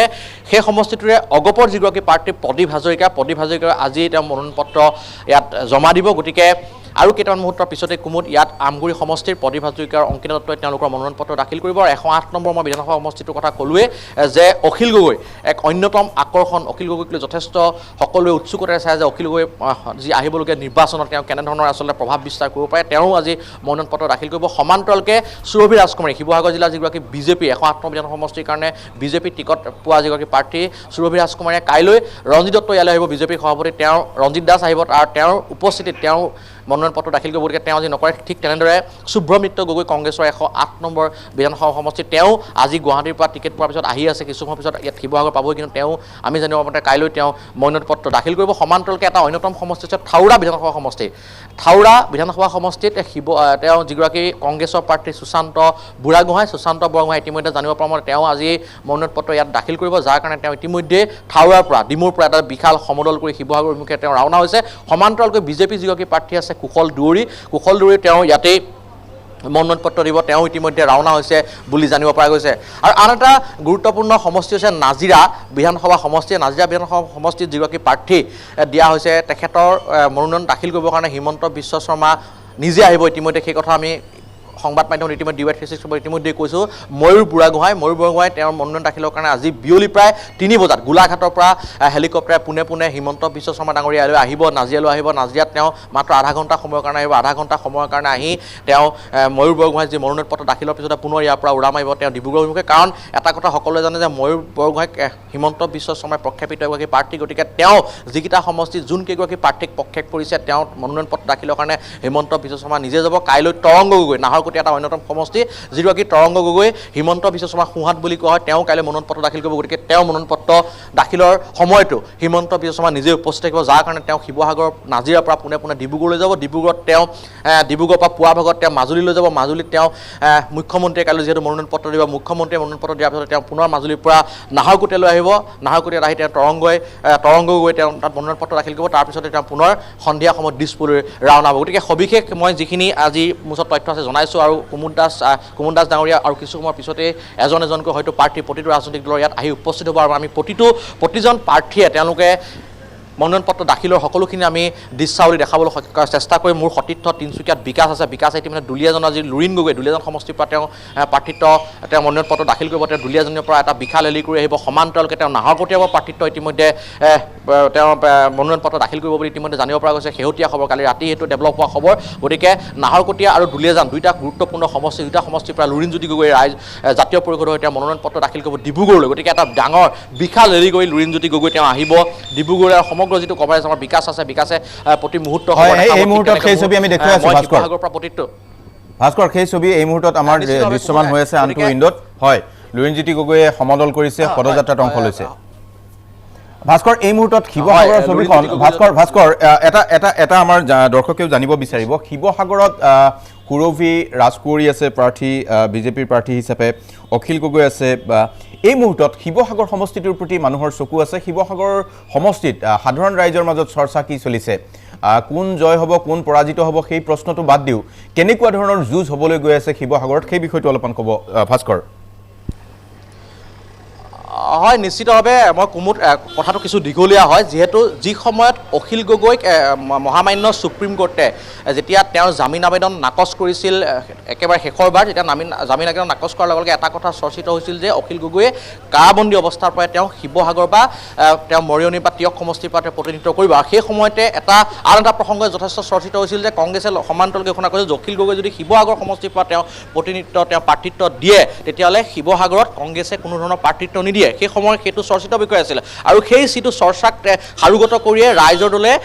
ইতিমধ্যে শিৱসাগৰত অখিলক প্ৰাৰ্থিত্ব দিছিল কিন্তু সেই সময়ত চৰ্চিত যিদৰে হৈছিল যে কংগ্ৰেছে সেই সময়ত প্ৰাৰ্থিত্ব নিদিয়ে কিন্তু তাৰ পিছৰ পৰ্যায়ত সেই বস্তুটো তল পৰিছিল আৰু আপুনি দেখিবলৈ পাইছে যে এতিয়া বৰ্তমান শিৱসাগৰ এখন আত্মবিধান সমষ্টিত কংগ্ৰেছেও প্ৰাৰ্থী আগবঢ়াইছে সুব্ৰমিত্ৰ গগৈক গতিকে সেই কথাটোক লৈ যথেষ্ট অসন্তুষ্ট ৰাইজৰ দলৰ নেতৃত্ব কাৰণ মই ঘনে ঘনে ৰাইজৰ দলৰ যিসকল নেতৃত্ব আছে মই তেওঁলোকৰ লগত যোগাযোগ কৰিছিলোঁ কংগ্ৰেছে যিটো আশ্বাস দিছিল যে প্ৰতিটো সমষ্টিত য'ত ৰাইজৰ দলে প্ৰাৰ্থী দিব বিশেষত অখিল গগৈ শিৱসাগৰ সমষ্টিৰ কথা কৈছিল যে তেওঁলোকে কিন্তু তাত তেতিয়াহ'লে বন্ধুত্বসুলভভাৱে তেওঁলোকে কৰিব তাত বুজাৰ পৰাত তেওঁলোকে কংগ্ৰেছে কোনো প্ৰাৰ্থিত্ব নিদিয়ে কিন্তু সেয়া মূলকত শেষত গৈ হৈ নুঠিল যাৰ পৰিপ্ৰেক্ষিতত অখিল গগৈ ইতিমধ্যে প্ৰাৰ্থিত্ব দিয়া হৈছে কংগ্ৰেছৰ পৰাও দিয়া হৈছে গতিকে এই ক্ষেত্ৰত আপুনি কুমুদ যদি চাই যিগৰাকী বিজেপি দলৰ প্ৰাৰ্থী সুৰভি ৰাজকুমাৰীক যিগৰাকী প্ৰাৰ্থী দিয়া হৈছে তেওঁ চৰম অনিশ্চয়তাৰ মাজত তেওঁক প্ৰাৰ্থিত্ব দিয়া হ'ল কাৰণ অখিল গগৈৰ নামটো যিমানে উচ্চাৰিত হৈছিল শিৱসাগৰ সমষ্টিৰ পৰা সিমানে কিন্তু তপন গগৈৰ নামটো চৰ্চাৰিত হৈছিল যদিহে অখিল গগৈক শিৱসাগৰৰ পৰা দিয়া হয় তেতিয়াহ'লে বিজেপিয়ে অখিলক দিবৰ কাৰণে ইয়াত তপন গগৈক প্ৰক্ষেপ কৰাৰ কথা আছিল কিন্তু শেষত গৈ সেয়া নহ'লগৈ সুৰভি ৰাজকুমাৰীকে ইয়াৰ পৰা টিকট দিয়া হৈছে আৰু সুৰভি ৰাজকুমাৰী এনে এগৰাকী প্ৰাৰ্থী মই কুমুদ এইখিনিতে ক'ব লাগিব যিগৰাকী প্ৰাৰ্থীয়ে যেতিয়া বিজেপিত অসমৰ অস্তিত্ব একেবাৰে শূন্য আছিল তেতিয়াৰ পৰা এইগৰাকী সুৰভি ৰাজকুমাৰীয়ে কিন্তু বিজেপি দলটোৰ কাৰণে তেওঁ লাগি আছিল গতিকে সেইগৰাকী প্ৰাৰ্থীয়ে যোৱা 2016 যি নিৰ্বাচন সেই নিৰ্বাচনত তেওঁ মাত্ৰ নিকটতম তেওঁ প্ৰতিদ্বন্দ্বী প্ৰয়াত প্ৰণৱ গগৈৰ হাতত মাত্ৰ 542টা ভোটৰ ব্যৱধানত তেওঁ পৰাজিত হৈছিল গতিকে তেওঁক আমি একেবাৰে নুই কৰিব নোৱাৰোঁ একেবাৰে তেওঁক আমি দুৰ্বল প্ৰাৰ্থী বুলি ক'ব নোৱাৰোঁ যিহেতু গতিকে এইবাৰ যদি অখিল গগৈ আৰু যিগৰাকী কংগ্ৰেছৰ প্ৰাৰ্থীগৰাকী এটা নতুন মুখ এখন সুব্ৰমিত্ৰ গগৈ তেওঁ ইউথ কংগ্ৰেছ কৰি থকা দিনৰ পৰা তেওঁ ৰাহুল গান্ধীৰ লগত এটা তেওঁ লাইন আপ তেওঁ লিংক আছে যাৰ কাৰণে তেওঁ প্ৰাৰ্থিত্ব হ'বলৈ সক্ষম হ'ল গতিকে তেওঁ আমি শিৱসাগৰত আজিৰ তাৰিখত এগৰাকী শক্তিশালী কংগ্ৰেছৰ প্ৰাৰ্থী বুলি ক'ব নোৱাৰোঁ আৰু যিহেতু কংগ্ৰেছৰ কল্যাণ গগৈ শিৱসাগৰত ইয়াত টিকেট পোৱাৰ কথা আছিল কিন্তু শেষত কংগ্ৰেছৰ যিগৰাকী জ্যেষ্ঠ কল্যাণ গগৈক ইয়াত টিকট দিয়া নহ'ল যাৰ কাৰণে যথেষ্ট কংগ্ৰেছ শিবিৰতো বহুধা ভাগত বিভক্ত হৈছে গতিকে ইয়াৰ সুবিধা কিন্তু যিগৰাকী বিজেপি প্ৰাৰ্থী আছে সুৰভি ৰাজকুমাৰীয়ে লাভ কৰিব মই সমান্তৰালকৈ ইয়াৰ পৰিৱেশ দেখুৱাই থাকিবৰ কাৰণে কেমেৰা পাৰ্চন অমৃতক অনুৰোধ কৰিম যিহেতু মই কুমুদ কৈছোঁ যে এই যিটো সুযোগ অখিল গগৈ যিহেতু ইয়াৰ পৰা প্ৰাৰ্থিত্ব তেওঁক দিয়া হৈছে ৰাইজৰ দল হৈ আৰু কংগ্ৰেছৰ যিগৰাকী শুভ্ৰমিত্ৰ গগৈক দিয়া হৈছে আৰু শুভ্ৰমিত্ৰ গগৈক প্ৰাৰ্থিত্ব দিয়াক লৈ কিন্তু কংগ্ৰেছৰ শিবিৰত যথেষ্ট অসন্তুষ্টি দেখিবলৈ পোৱা গৈছে আৰু ইয়াৰ সুবিধা কিন্তু সুৰভি ৰাজকুমাৰীয়ে লাভ কৰিব আৰু এটা কথা অখিল গগৈ সম্পৰ্কত মই কুমুদ কওঁ যে অখিল গগৈ যেতিয়াৰ পৰাই শিৱসাগৰত প্ৰাৰ্থিত্ব দিয়া হ'ব বুলি ইতিমধ্যে ঘোষণা কৰা হৈছে তেতিয়াৰ পৰা কিন্তু ৰাইজৰ দলৰ যিসকল নেতৃত্ব আছে বা ৰাইজৰ দলৰ যিসকল কৰ্মী আছে বা কৃষক মুক্তিৰ যিসকল কৰ্মী আছে তেওঁলোকে কিন্তু শিৱসাগৰ সমষ্টিত বাহৰ পাতিলে তেওঁলোকে আপ্ৰাণ চেষ্টা কৰিছে যে কৃষক নেতাগৰাকীক তেওঁলোকে ইয়াৰ পৰা যিকোনো উপায়েৰে জিকাই নিবলৈ, কিন্তু সেয়া কি হ'ব সেয়া আমি এই সময়ত কোৱাটো জটিল, কাৰণ শিৱসাগৰত ৰাইজৰ দলৰ সাংগঠনিক স্থিতি বা কৃষক মুক্তিৰ যিটো সাংগঠনিক স্থিতি সেয়া কুমুদ আপুনিও জানে ময়ো জানো কিমান শক্তিশালী বা কিমান দুৰ্বল, গতিকে সেয়া অনাগত সময়ত নিশ্চিত হ'ব। কিন্তু কৃষক মুক্তি সংগ্ৰাম সমিতিৰ বা ৰাইজৰ দলৰ যিগৰাকী নেতা কাৰাবন্দী কৃষক নেতা অখিল গগৈক প্ৰাৰ্থিত্ব দিয়াক লৈ কিন্তু প্ৰাৰ্থিত্ব দিয়াৰ সমান্তৰালকে কংগ্ৰেছৰ যিগৰাকী শুভ্ৰমিত্ৰক প্ৰাৰ্থিত্ব দিয়াক লৈ কিন্তু বৰ্তমান লাভান্বিত হ'ব সুৰভি ৰাজকুমাৰী। গতিকে সুৰভি ৰাজকুমাৰী আমি কৈছোঁ বিগত যি নিৰ্বাচন 2016 মাত্ৰ 542টা ভোটতে তেওঁ পৰাজিত হৈছিল, গতিকে সেই যিটো সুবিধা সেই সুবিধাটো তেওঁ ল'ব। আৰু যিহেতু বিগত সময়ত আমি বিভিন্ন শিৱসাগৰ 108 বিধানসভা সমষ্টিৰ বিভিন্ন ঠাইলৈ গৈছোঁ, তাত আমি বিভিন্ন জনৰ লগত কথা পাতিছিলোঁ, কিন্তু সুৰভি ৰাজকুমাৰী বৰ্তমান তেওঁ যিহেতু যোৱাবাৰ নিৰ্বাচনত তেওঁ পৰাজিত হোৱাৰ পিছৰ পৰা সমষ্টিৰ প্ৰতিটো তেওঁ অঞ্চললৈ গৈ তেওঁ ৰাইজৰ মাজত সোমাবলৈ চেষ্টা কৰিছে। গতিকে সেয়া আমি আজি তাৰিখত যদি কুমুদ আপোনাক কওঁ তেতিয়াহ'লে বিজেপি সমৰ্থিত যিগৰাকী প্ৰাৰ্থী সেই প্ৰাৰ্থীগৰাকী কিন্তু যথেষ্ট তেওঁ এডভান্স সুবিধাজনক স্থিতিত আছে, আচলতে সুবিধাজনক স্থিতি আছে বুলি ক'ব লাগিব। হয় ভাস্কৰ জ্যোতি দাস, এই মুহূৰ্তত আমি আপোনাক ধন্যবাদ জনাইছোঁ। কিছু সময় পিছতে এই প্ৰাৰ্থী অহাৰ পিছত আমি পুনৰ পোনপটীয়া সম্প্ৰচাৰ দেখুৱাবলৈ চেষ্টা কৰিম আপোনাৰ জৰিয়তে। DY 365 দৰ্শকসকলক পুনৰ জনাইছোঁ যে ইতিমধ্যেই যি ৰাজ্যৰ নিৰ্বাচনী পৰিৱেশ পৰিস্থিতি সেই পৰিৱেশ পৰিস্থিতিৰ মাজত আপোনালোকে দেখিবলৈ পাইছে বিভিন্ন স্থানত মনোনয়ন পত্ৰ দাখিলৰ প্ৰক্ৰিয়া অব্যাহত আছে। লুৰিণজ্যোতি গগৈয়ে নাহৰকটীয়াত এখন ৰেলীত অংশগ্ৰহণ কৰিছে আৰু পদযাত্ৰা কাৰ্যসূচীত অংশগ্ৰহণ কৰি তেওঁ ইতিমধ্যেই মনোনয়ন পত্ৰ দাখিল কৰিবলৈ অগ্ৰসৰ হোৱা পৰিলক্ষিত হৈছে। আনপিনে শিৱসাগৰত সুৰভি ৰাজকুমাৰী তেওঁ মনোনয়ন পত্ৰ দাখিল কৰিব বিজেপিৰ প্ৰাৰ্থী হিচাপে। আমি কিছু সময় পিছতে বোকাখাটৰ পৰা পোনপটীয়া সম্প্ৰচাৰ দেখুৱাম, তাত অতুল বৰাই মনোনয়ন পত্ৰ দাখিল কৰিব। আনপিনে কেইবাগৰাকীও হেভি ৱেট প্ৰাৰ্থীৰ চৰ্চা চলি আছে। তাৰ মাজতে অন্য এটা খবৰ আপোনালোকক দি লৈছোঁ। বিজেপি নেতা ফণী শৰ্মাৰ ওচৰত ক্ষমা প্ৰাৰ্থনা কৰিছে বিধায়ক শিলাদিত্যদেৱে। দিল্লীত সাংবাদিকক মাতি ফণী শৰ্মাৰ ওচৰত ক্ষমা খুজিলে আৰু ফণী শৰ্মা আমাৰ মাৰ্গদৰ্শক, মই ভুল কৰিছিলোঁ, ফণী শৰ্মাৰ অন্তৰ আৰু স্বাভিমানত মই আঘাত হানিছিলোঁ। এবছৰ পূৰ্বে ফণী শৰ্মাক সমালোচনা কৰিছিল শিলাদিত্যই। ফণী শৰ্মাক মোনা লোৱা নেতা আখ্যা দিছিল বিধায়কজনে। অৱশ্যে টিকটৰ আশাত আজি ক্ষমা খোজা নাই বুলিও দাবী কৰিলে শিলাদিত্যই। বিগত কেইবাদিনো দিল্লীত বাহৰ পাতি আছে শিলাদিত্যদেৱ। মাজে মাজে তেওঁ ফেচবুকত ক্ষোভ দুখৰ পোষ্ট দি আছে। প্ৰাৰ্থিত্ব বিচাৰিয়ে হোজাইৰ বিধায়কজন দিল্লীত বাহৰ পাতি আছে, কিন্তু দলে টিকট নিদিলে, ভৱিষ্যতে কি কৰিব সেয়া নাজানে বুলি কৈছে। এক প্ৰকাৰ আৱেগিকভাৱে টিকট লাভৰ আশাৰে শিলাদিত্যদেৱে এখন সংবাদমেলক সম্বোধন কৰিছে। মাত্ৰ এবছৰ পূৰ্বে মোনা লোৱা নেতাৰ বাবে বিজেপিত অথন্তৰ হোৱা বুলি গুৰুতৰ অভিযোগ আনি সংবাদ মাধ্যমৰ সন্মুখত সৰব হৈছিল শিলাদিত্যদেৱ, আৰু এতিয়া হোজাইৰ প্ৰাৰ্থিত্বৰ বিষয়টোক লৈ শিলাদিত্যদেৱে এনে মন্তব্য কৰা বুলি বিভিন্ন মহলে সন্দেহ ব্যক্ত কৰিছে। ডাঙৰীয়া তেওঁৰ যিটো ছেক্ৰিফাইচ আছে অসমৰ ক্ষেত্ৰত, বিজেপিৰ ক্ষেত্ৰত, তেওঁ আমাক সদায় মাৰ্গদৰ্শন দি গৈছে। ময়ো তেনেকুৱা ধৰণৰ শ্বাৰ্প ৰিয়েকশ্যন কৰিব নালাগিছিল, কথাখিনি বুজি লৈ পেলাই কথাখিনি ক'ব লাগিছিল। যিয়ে নহওক ভুলটো হৈ যায়, আৰু সেই ভুলটো শুধৰণি কৰিবৰ কাৰণে মই বহুত দিন ধৰি চেষ্টা কৰি আছিলোঁ যে মই এপলজি বিচাৰোঁ, কিন্তু সেই সুযোগটো পোৱা নাছিলোঁ। আৰু মই মেছেজো পঠাইছিলোঁ ফণীদাৰ অন্তৰৰ পৰা বহুত দুখ পাই গ'ল, স্বাভাৱিক কথা। যি প্ৰকাৰে মোৰ মানে ভাষ্যটো ওলাইছিল, তেওঁ অন্তৰত বহুত দুখ পাই গ'ল। আৰু এনেও ফণীদা মই জানো তেওঁ অলপ চেণ্টিমেণ্টেল মানুহ হয়। একজেক্টলি মই আজি ৰাজহুৱাভাৱে ক্ষমা বিচাৰোঁ, আৰু মই কোনো লাজ কৰা নাই, কোনো ধৰণৰ মোৰ আক্ষেপ নাই, কাৰণ তেওঁ এজন জ্যেষ্ঠ নেতা, তেওঁ এজন মানে কি বুলি ক'ম, মানে তেওঁৰ যিটো ছেক্ৰিফাইচ, আৰু তেওঁ বেছিকেলি সংঘৰ প্ৰচাৰক আছিলে। তো এইকাৰণে মোৰ সেইটো ডাঙৰ এটা ভুল মই কৰিছোঁ, মই ফিল কৰিছোঁ সেইটো। আৰু লাষ্ট মই 4 দিন ধৰি মই দিল্লীত আছোঁ, অকলে এইটো মই উপলব্ধি কৰিছোঁ যে মই মানে এটা ডাঙৰ ভুল কৰিছোঁ তেওঁৰ স্বাভিমানত আঘাত দি পেলাই, আৰু তাৰ কাৰণে মই মানে তেওঁৰ ওচৰতে প্ৰাৰ্থনা কৰিছোঁ। শিলাদিত্যদেৱক ক্ষমা প্ৰাৰ্থনাৰ পিছত, শিলাদিত্যদেৱৰ এই ক্ষমা প্ৰাৰ্থনাৰ পিছত টিকট লাভৰ ক্ষেত্ৰত বা অন্যান্য ক্ষেত্ৰত ফণী শৰ্মাৰ কি প্ৰতিক্ৰিয়া হয় সেয়া আমি আপোনালোকক পৰৱৰ্তী সময়ত জনাবলৈ চেষ্টা কৰিম। সৰু এটা বাণিজ্যিক বিৰতি ল'ম, বিৰতিৰ পিছত অব্যাহত থাকিব আমাৰ এই বিশেষ সম্প্ৰচাৰ ৰাজনীতি।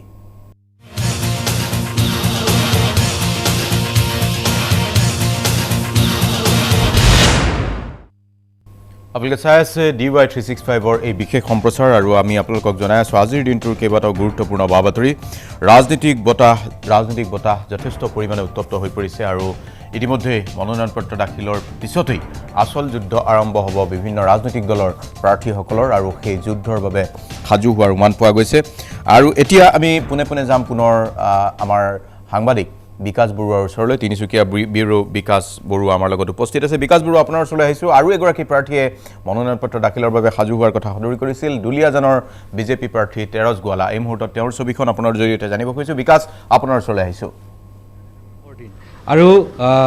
যেহেতু প্ৰতিটো ৰাজনৈতিক দলৰ যিসকল প্ৰাৰ্থী আছে তেখেতসকলে মনোনয়ন পত্ৰৰ বাবে আগবাঢ়িছে আৰু এইখিনি মুহূৰ্তত মই বৰ্তমান উপস্থিত আছোঁ দুলিয়াজানৰ প্ৰাৰ্থী তেৰজ গোৱালাৰ কাষত আৰু তেখেতেও এই মুহূৰ্তত তেখেতে ঘৰৰ পৰা আচলতে মনোনয়ন পত্ৰ দিবলৈ আগবাঢ়িছে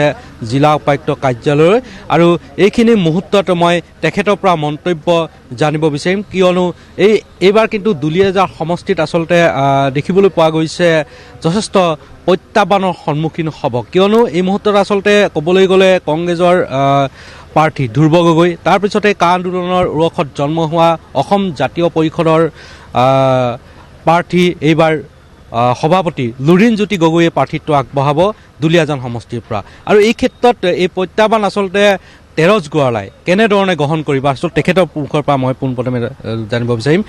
দাদা এইখিনি মুহূৰ্তত কি ক'ব যিহেতু আপুনি মনোনয়ন পত্ৰৰ দিবৰ বাবে আগবাঢ়িছে কি ক'ব চাওক সংসদীয় গণতন্ত্ৰৰ ৰাজনীতি পৰম্পৰাত সকলো শ্ৰেণীৰ ৰাইজৰ জীৱন আৰু সম্পত্তিৰ নিৰাপত্তা দিয়াৰ ৰাষ্ট্ৰৰ সাৰ্বভৌমত্ব ৰক্ষা কৰাৰ মূল দায়িত্ব থাকে চৰকাৰৰ কাৰণ জনসাধাৰণৰ দ্বাৰা নিৰ্বাচিত চৰকাৰখনে এই গোটেই জাতীয় দায়িত্ব পালন কৰে 2016 চনত আমি পৰিৱৰ্তনৰ নামত অসমত আমি বিজেপি মিত্ৰজোঁট চৰকাৰ গঠন কৰিছিলোঁ মাননীয় মুখ্যমন্ত্ৰী সৰ্বানন্দ সোণোৱাল ডাঙৰীয়া আৰু ডক্টৰ হিমন্ত বিশ্ব শৰ্মা ডাঙৰীয়াৰ সবল নেতৃত্বত মাননীয় প্ৰধানমন্ত্ৰী নৰেন্দ্ৰ মোদী ডাঙৰীয়াৰ 3 বিন্দু সবকা সাথ সবকা বিকাশ আৰু সবকা বিশ্বাস নীতিৰে আমি কাম আৰম্ভ কৰিছিলোঁ আৰু আজি 5টা বছৰ আমি সফলতাৰে কাৰ্যনিৰ্বাহ কৰিছোঁ কৰোনা মহামাৰী প্ৰত্যাহ্বান আছিল কা আন্দোলনৰ প্ৰত্যাহ্বান আছিল তথাপিও আমি ভাৰতীয় জনতা পাৰ্টি মিত্ৰজোঁট চৰকাৰখনে সকলো শ্ৰেণীৰ ৰাইজৰ আস্থা বিশ্বাস আশা আকাংক্ষাক সন্মান জনাই আমি কাম কৰিবলৈ সমৰ্থ কৰিছোঁ আৰু আজি দুলিয়াজানবাসী ৰাইজে ক'ব যে প্ৰতিজন দুলিয়াজানবাসী ভোটাৰ ৰাইজ বা সাধাৰণ ৰাইজ আজি শান্তি সমন্বয় আৰু উন্নয়ন এই 3 বিন্দু আজি সবে দেখি পাইছে আমাৰ কাৰ্যকালত কোনো এগৰাকী ব্যক্তি এনেকুৱা পীড়িত হোৱা নাই যে শাসক দলৰ তেনেকুৱা কোনো বক্ষমৰ বলি হোৱা নাই সেইকাৰণে মই বিধানসভা নিৰ্বাচনত যোৱাবাৰ প্ৰতিদ্বন্দ্বিতা কৰোঁতে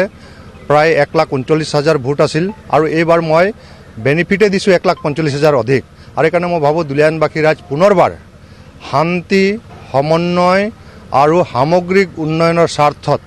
আৰু দুলিয়াজান সমষ্টিত যিখিনি কাম আৰম্ভ কৰিলোঁ এই কামখিনি আধৰুৱা হৈ আছে এইখিনি সম্পূৰ্ণ কৰাৰ স্বাৰ্থত আৰু বহু সমস্যা আছে বাট পথকে আদি কৰি নিবনুৱাকে আদি কৰি এইবিলাক সমাধানৰ কাৰণে পুনৰবাৰ ভাৰতীয় জনতা পাৰ্টিৰ মনোনীত প্ৰাৰ্থী হিচাপে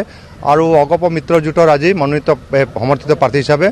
এই অভাজনক পদুম ফুলৰ চিহ্নত ভোট দি দুলিয়াজানবাসী ৰাইজ বিপুল ভোটত জয়যুক্ত কৰিব এই বিশ্বাস এই ভৰসা এই মনত আত্মবিশ্বাস লৈ আজি সকলো কাৰ্যকৰ্তা 2টা দলৰ কাৰ্যকৰ্তাৰ লগত লৈ ডিব্ৰুগড় জিলা উপায়ুক্তৰ কাৰ্যালয়ত মই মনোনয়ন পত্ৰ দিবলৈ আগবাঢ়িছোঁ দাদা এইখিনি মুহূৰ্তত মই আপোনাক সুধিব বিচাৰিম এইবাৰ যিহেতু ইয়াত অসম জাতীয় পৰিষদ কা আন্দোলনৰ উৰসত জন্ম হোৱা এটা অসম জাতীয় পৰিষদৰ সভাপতি লুৰিণজ্যোতি গগৈ দুলিয়াজান সমষ্টিৰ পৰা প্ৰাৰ্থিত্ব তেওঁ বিচাৰিছে বা তেওঁ প্ৰাৰ্থী আৰু লগতে কংগ্ৰেছৰ ধ্ৰুৱ গগৈ আছে এই ক্ষেত্ৰত আপুনি এই যি প্ৰত্যাহ্বান কেনেকৈ ধৰণৰ গ্ৰহণ কৰিব মই প্ৰতিগৰাকী প্ৰতিদ্বন্দ্বীক যিসকল নমিনেশ্যন দিব প্ৰতিটো দলৰ মই শুভেচ্ছা জনাইছোঁ লুৰিণজ্যোতি গগৈ ডাঙৰীয়াকো শুভেচ্ছা জনাইছোঁ ধ্ৰুৱজ্যোতি গগৈকো শুভেচ্ছা জনাইছোঁ আমাৰ সকলোৰে উদ্দেশ্য সমাজখনক আগুৱাই লৈ যোৱা সমস্যাবিলাক সমাধান কৰাৰ লুৰিণজ্যোতি গগৈ যিহেতু লুৰিণজ্যোতি গগৈ আৰু ধ্ৰুৱজ্যোতি গগৈ দুয়োগৰাকী মোৰ সতীৰ্থ হ'ব ভাতৃপ্ৰতিম হ'ব আৰু মই ভাবোঁ তেওঁলোকো অসম আৰু অসমীয়াক কাৰ নামত আৱেগ কৰি এটা পৰিৱেশ সৃষ্টি কৰিছিল যাৰ কাৰণে আজি তেওঁলোকে ভাবিছে যে আমি বিধায়ক হ'লে পাৰিম কিন্তু তেওঁলোকে যিটো কথা কৈছে কা আন্দোলন কা এখন ৰাজ্য চৰকাৰে কেতিয়াও বাতিল কৰিব নোৱাৰে এইটো অসমৰ ৰাইজে জানে কেন্দ্ৰীয় আইন চেণ্ট্ৰেল এক্ট চেণ্ট্ৰেল গভৰ্ণমেণ্ট পাৰ্লিয়ামেণ্টতে এইখিনি হ'ব গতিকে মানুহক যদি আমি বুৰ্বক বনাওঁ সেইটো বৰ সমীচীন হ'ব তথাপিও মই ভাবোঁ যে ৰাজনীতি প্ৰত্যাহ্বান থাকে কিন্তু মোৰ ভাৰতীয় জনতা পাৰ্টিৰ কাৰ্যকৰ্তা পৃষ্ঠা প্ৰমুখ প্ৰতিটো পেজৰ আমাৰ যিসকল প্ৰমুখ আছে ভোট কমিটিৰ সভাপতি সম্পাদক কাৰ্যকৰ্তা মণ্ডল কমিটি মৰ্চা আমাৰ শক্তি কেন্দ্ৰ প্ৰমুখ সকলো কাৰ্যকৰ্তা যোৱাকালি এই মোৰ পদূলিতে এটা সবেই প্ৰতিজ্ঞা কৰিছে যে তেৰছ গোৱালা ভাৰতীয় জনতা পাৰ্টীৰ মনোনীত অসম গণ পৰিষদ দলৰ সমৰ্থিত প্ৰাৰ্থী গতিকে আমি জিকোৱাৰ দায়িত্ব আমাৰ আৰু এইকাৰণে ভাবোঁ হয়। উন্নয়ন শান্তি সমন্বয় কাৰণে পুনৰবাৰ সকলো প্ৰত্যাহ্বান জনাই হয় বিপুল ভোটেৰে বিকাশ আমি আপোনাক ধন্যবাদ জনাইছোঁ প্ৰত্যাহ্বান থাকিব সেই কথা কৈছে প্ৰত্যাহ্বানৰ মাজত প্ৰতিগৰাকী প্ৰাৰ্থীলৈ শুভেচ্ছা জ্ঞাপন কৰিছে তেৰছ গোৱালাই বিজেপিৰ প্ৰাৰ্থীগৰাকীয়ে নিঃসন্দেহে বন্ধুত্বপূৰ্ণ সম্পৰ্ক বা ভাতৃপ্ৰতিম সম্পৰ্ক এটা আছে তেওঁলোকৰ মাজত আৰু সেই কথাও তেওঁ কৈছে কিন্তু নিৰ্বাচনী পৰিৱেশ পৰিস্থিতি সম্পূৰ্ণ সুকীয়া সম্পৰ্কতকৈও নিৰ্বাচনী ৰাজনীতিত কোনে শেষ হাঁহি মাৰে সেইটোৱে আটাইতকৈ গুৰুত্বপূৰ্ণ কথা আমি দৰ্শকসকলক জনাই আছোঁ আজিৰ দিনটোৰ সবিশেষ ছবি কংগ্ৰেছৰ আৰু 3খন আসনৰ বাবে ইতিমধ্যে প্ৰাৰ্থী তালিকা ঘোষণা কৰা হৈছে তিতাবৰত ভাস্কৰজ্যোতি বৰুৱাক প্ৰাৰ্থিত্ব প্ৰদান কৰা হৈছে নাওবৈছাত ভৰত চন্দ্ৰ নৰহ আৰু ঢকুৱাখনাত পদ্মলোচন দলেক প্ৰাৰ্থিত্ব প্ৰদান কৰাৰ কথা আপোনালোকে ইতিমধ্যে গম পাইছে আৰু সেই ছবি আপোনালোকক কিছু সময় পিছতে আপোনালোকক জনাবলৈ চেষ্টা কৰিম কংগ্ৰেছৰ আৰু 3খন আসনৰ বাবে প্ৰাৰ্থী তালিকা ঘোষণা কৰা হৈছে আমি শিৱসাগৰ বোকাখাত লখিমপুৰ বা উজনি অসমৰ বিভিন্ন প্ৰান্তৰ ছবি আমি আপোনালোকক জনাই আছোঁ কিন্তু এই মুহূৰ্তত কাৰ্বি আংলং জিলাৰ ছবিখন আপোনালোকক কিছু জনাবলৈ চেষ্টা কৰিম কাৰ্বি আংলঙত ইতিমধ্যে পৰিৱেশ পৰিস্থিতি যথেষ্ট গুৰুত্বপূৰ্ণ হৈ পৰিছে মন্ত্ৰী চুমু ৰংহাং তেওঁ বিজেপিৰ পৰা প্ৰাৰ্থিত্ব নাপালে তেওঁ বিজেপি এৰি কংগ্ৰেছত যোগদান কৰিছে আৰু বিজেপিৰ প্ৰাৰ্থী 4গৰাকীক ইতিমধ্যে আদৰণি জনোৱা হৈছে আমাৰ সাংবাদিক কাৰ্বি আংলঙৰ ব্যুৰো চিফ আমাৰ লগত উপস্থিত আছে ৰাজবীৰ সিঙৰ জৰিয়তে আমি জানিবলৈ চেষ্টা কৰিম এই মুহূৰ্তৰ ছবিখন কি বিদ্যা সিং ইংলেঙক আমি দেখিবলৈ পাইছোঁ আৰু কেইবাগৰাকীও বিজেপিৰ কাৰ্বি আংলঙৰ নেতা উপস্থিত আছে ডিফুত উপস্থিত আছে আমাৰ কাৰ্বি আংলঙৰ ব্যুৰো চিফ আমাৰ লগত উপস্থিত আছে ৰাজবীৰ আপোনাৰ ওচৰলৈ আহিছোঁ আৰু এই মুহূৰ্তৰ ছবিখন কেনেকুৱা আপোনাৰ পৰা জানিব খুজিম ৰাজবীৰ সমগ্ৰ ৰাজ্যৰ লগতে কাৰ্বি আংলং জিলাতো ইতিমধ্যে নিৰ্বাচনী বতাহ গৰম হৈ উঠা পৰিলক্ষিত হৈছে কাৰ্বি আংলং জিলাৰ যি 4টা বিধানসভা সমষ্টি এই 4টা বিধানসভা সমষ্টিত ইতিমধ্যে শাসকীয় বিজেপি দলে তেওঁলোকৰ 4গৰাকী প্ৰাৰ্থীক টিকেট প্ৰদান কৰাৰ পিছতে ইতিমধ্যে জিলাখনত যি নিৰ্বাচনী বতাহ এয়া গৰম হৈ উঠা পৰিলক্ষিত হৈছে আৰু ইতিমধ্যে বিগত 2টা দিন ধৰি এই কাৰ্বি আংলং জিলাৰ যি 4টা বিধানসভা সমষ্টিৰ টিকট প্ৰাৰ্থীসকলক আদৰণি জনোৱাৰ বাবে যি উৎসৱমুখৰ পৰিৱেশ পৰিলক্ষিত হৈছে আৰু ইতিমধ্যে ইয়াৰ যি আঞ্চলিক দল ASDC তেওঁলোকে হয়তো এই আজিকালিৰ ভিতৰতে 2-এদিনৰ ভিতৰতে তেওঁলোকৰ টিকট তেওঁলোকৰ প্ৰাৰ্থীৰ তালিকা ঘোষণা কৰিব আৰু ইতিমধ্যে ইয়াত যি CPML দলে তেওঁলোকৰ 4টা সমষ্টিতে তেওঁলোকৰ প্ৰাৰ্থী ঘোষণা কৰিছে আৰু কংগ্ৰেছ দলে হয়তো এই যে কাৰ্বি আংলং জিলাৰ 4টা বিধানসভা সমষ্টিৰ প্ৰাৰ্থী তালিকা হয়তো আজিৰ ভিতৰত ঘোষণা কৰাৰ সম্ভাৱনা আছে আৰু ইতিমধ্যে এই যে কাৰ্বি আংলং জিলাৰ 4টা বিধানসভা সমষ্টিৰ বৈঠালাংছুত ৰূপসিং তেৰণ আৰু বোকাজানত ডক্টৰ নুমল মমিন ডিফুত বিদ্যা সিং ইংলেং আৰু হাওৰাঘাটত দৰসিং ৰংহাং আৰু তাৰ বিপৰীতে CPML দলৰ প্ৰাৰ্থী বৈঠালাংছুত প্ৰতিমা ইংহিপি হাওৰাঘাটত ৰবি কুমাৰ ফাংচু আৰু বোকাজানত আমলং এংটি এনেদৰে তেওঁলোকৰ প্ৰাৰ্থী তালিকা ঘোষণা কৰিছে আৰু এইলৈ এতিয়া ইতিমধ্যে কাৰ্বি আংলং জিলাত দেখা পোৱা গৈছে যে সমগ্ৰ যি নিৰ্বাচনী বতাহ পাহাৰে ভৰমে চাৰিওফালে বলা পৰিলক্ষিত হয় ৰাজবীৰ ধন্যবাদ জনাইছোঁ এই মুহূৰ্তত আপোনাক পৰৱৰ্তী সময়ত পুনৰ আপোনাৰ সৈতে সংযোগ স্থাপন কৰিবলৈ চেষ্টা কৰিম এয়া ডিফুৰ পৰা ৰাজবীৰ সিঙৰ ছবি আপোনালোকে দেখিবলৈ পাইছে ৰাজবীৰ সিঙে আপোনালোকক দেখুৱাই আছে যে কিদৰে কাৰ্বি আংলং জিলা বা উত্তৰ কাছাৰ পাৰ্বত্য জিলাৰ বাবে সাজু হৈছে বিভিন্ন দল সংগঠনসমূহ বিজেপি ASDCৰো প্ৰভাৱ যথেষ্ট পৰিমাণে তাত আছে কংগ্ৰেছেও ইতিমধ্যে প্ৰাৰ্থীৰ চূড়ান্ত কৰিছে গোটেই বিষয়টো সন্দৰ্ভত যদি দেখা যায় যে ডিফুৰ পৰিৱেশ পৰিস্থিতি বা কাৰ্বি আংলঙৰ পৰিৱেশ পৰিস্থিতি উত্তৰ কাছাৰ পাৰ্বত্য জিলাৰ পৰিৱেশ পৰিস্থিতি এই মুহূৰ্তত ৰাজনৈতিক বতাহ কিছু পৰিমাণে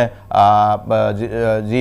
ৰাজনৈতিক বতাহ সেই বতাহৰ পৰা এটা কথা স্পষ্ট যে প্ৰতিটো ৰাজনৈতিক দলেই ইতিমধ্যে তৎপৰতা আৰম্ভ কৰিছে কাৰ্বি আংলং পশ্চিম কাৰ্বি আংলং আৰু উত্তৰ কাছাৰ পাৰ্বত্য জিলাত আমি এই মুহূৰ্তত সৰু এটা বাণিজ্যিক বিৰতি ল'ম বিৰতিৰ পিছত আমি খবৰ দিবলৈ আপোনালোকক চেষ্টা কৰিম ৰাজ্যৰ বিভিন্ন প্ৰান্তৰ যিসকল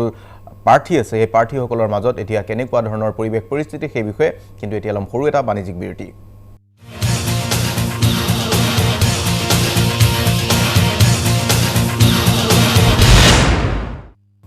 পুনৰ স্বাগতম জনাইছোঁ আমাৰ এই বিশেষ সম্প্ৰচাৰলৈ আৰু এটা গুৰুত্বপূৰ্ণ খবৰ আপোনালোকক জনাইছোঁ হোটেল তাজ ভিভান্তাত কিছু সময় পিছতেই উন্মোচন কৰা হ'ব ডক্টৰ হিমন্ত বিশ্ব শৰ্মা অনুবাদিত গ্ৰন্থ অমিত শ্বাহ আৰু অগ্ৰগামী বিজেপি আমাৰ সাংবাদিক মাধৱ দাস উপস্থিত আছে কিছু সময় পিছতে আমি পোনপটীয়া সম্প্ৰচাৰ দেখুৱাবলৈ চেষ্টা কৰিম অমিত শ্বাহ আৰু অগ্ৰগামী বিজেপি শীৰ্ষক গ্ৰন্থখন ইতিমধ্যেই মুখ্যমন্ত্ৰী সৰ্বানন্দ সোণোৱালে উন্মোচন কৰিছে সেই ছবি আমি আপোনালোকক দেখুৱাবলৈ চেষ্টা কৰিম মাধৱ দাস আছে তাত উপস্থিত আৰু এই মুহূৰ্তত আমি পুনে পুনে যাম আমাৰ আন এগৰাকী সাংবাদিক কৰুণা কৃষ্ণ নাথৰ ওচৰলৈ কিন্তু তাৰ পূৰ্বে আমি ভাস্কৰ জ্যোতি দাসৰ ওচৰলৈ গৈছোঁ ভাস্কৰ আপোনাৰ ওচৰলৈ আহিছোঁ আৰু এই মুহূৰ্তত শিৱসাগৰৰ ছবিখন পুনৰ দেখুৱাব খুজিছোঁ ইতিমধ্যে লুৰিণজ্যোতি গগৈয়ে মনোনয়ন পত্ৰ দাখিলৰ বাবে অগ্ৰসৰ হৈছে আৰু শিৱসাগৰত কি পৰিৱেশ পৰিস্থিতি আৰু দুলীয়াজানৰ পৰিৱেশ পৰিস্থিতি আমি ইতিমধ্যে দেখুৱালোঁ দুলীয়াজানত তেৰছ গোৱালা আৰু আনপিনে লুৰিণজ্যোতি গগৈয়ে মনোনয়ন পত্ৰ দাখিলৰ বাবে অগ্ৰসৰ হোৱাৰ কথা আমি জানিব পাৰিছোঁ দুলীয়াজানৰ পৰা বিকাশ বৰুৱাৰ জৰিয়তে কিন্তু এই মুহূৰ্তত শিৱসাগৰত কি ছবি ভাস্কৰ জ্যোতি দাস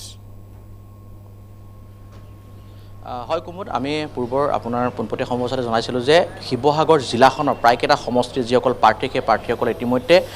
মনোনয়ন দাখিলৰ কাৰণে তেওঁলোকে শিৱসাগৰ জিলা উপায়ুক্ত কাৰ্যালয়ৰ সন্মুখলৈ অগ্ৰসৰ হৈছে আৰু যিহেতু ইয়াত নিৰাপত্তাজনিত কাৰণত সাংঘাতিক ধৰণৰ এটা বেৰিকেটিং কৰা হৈছে শিৱসাগৰ জিলা উপায়ুক্ত কাৰ্যালয়ৰ প্ৰায় কেইবাশ মিটাৰৰ আঁতৰলৈকে কোনো ধৰণৰ ইয়াত সাধাৰণ লোকক আহিবলৈ দিয়া হোৱা নাই মই দেখুৱাইছোঁ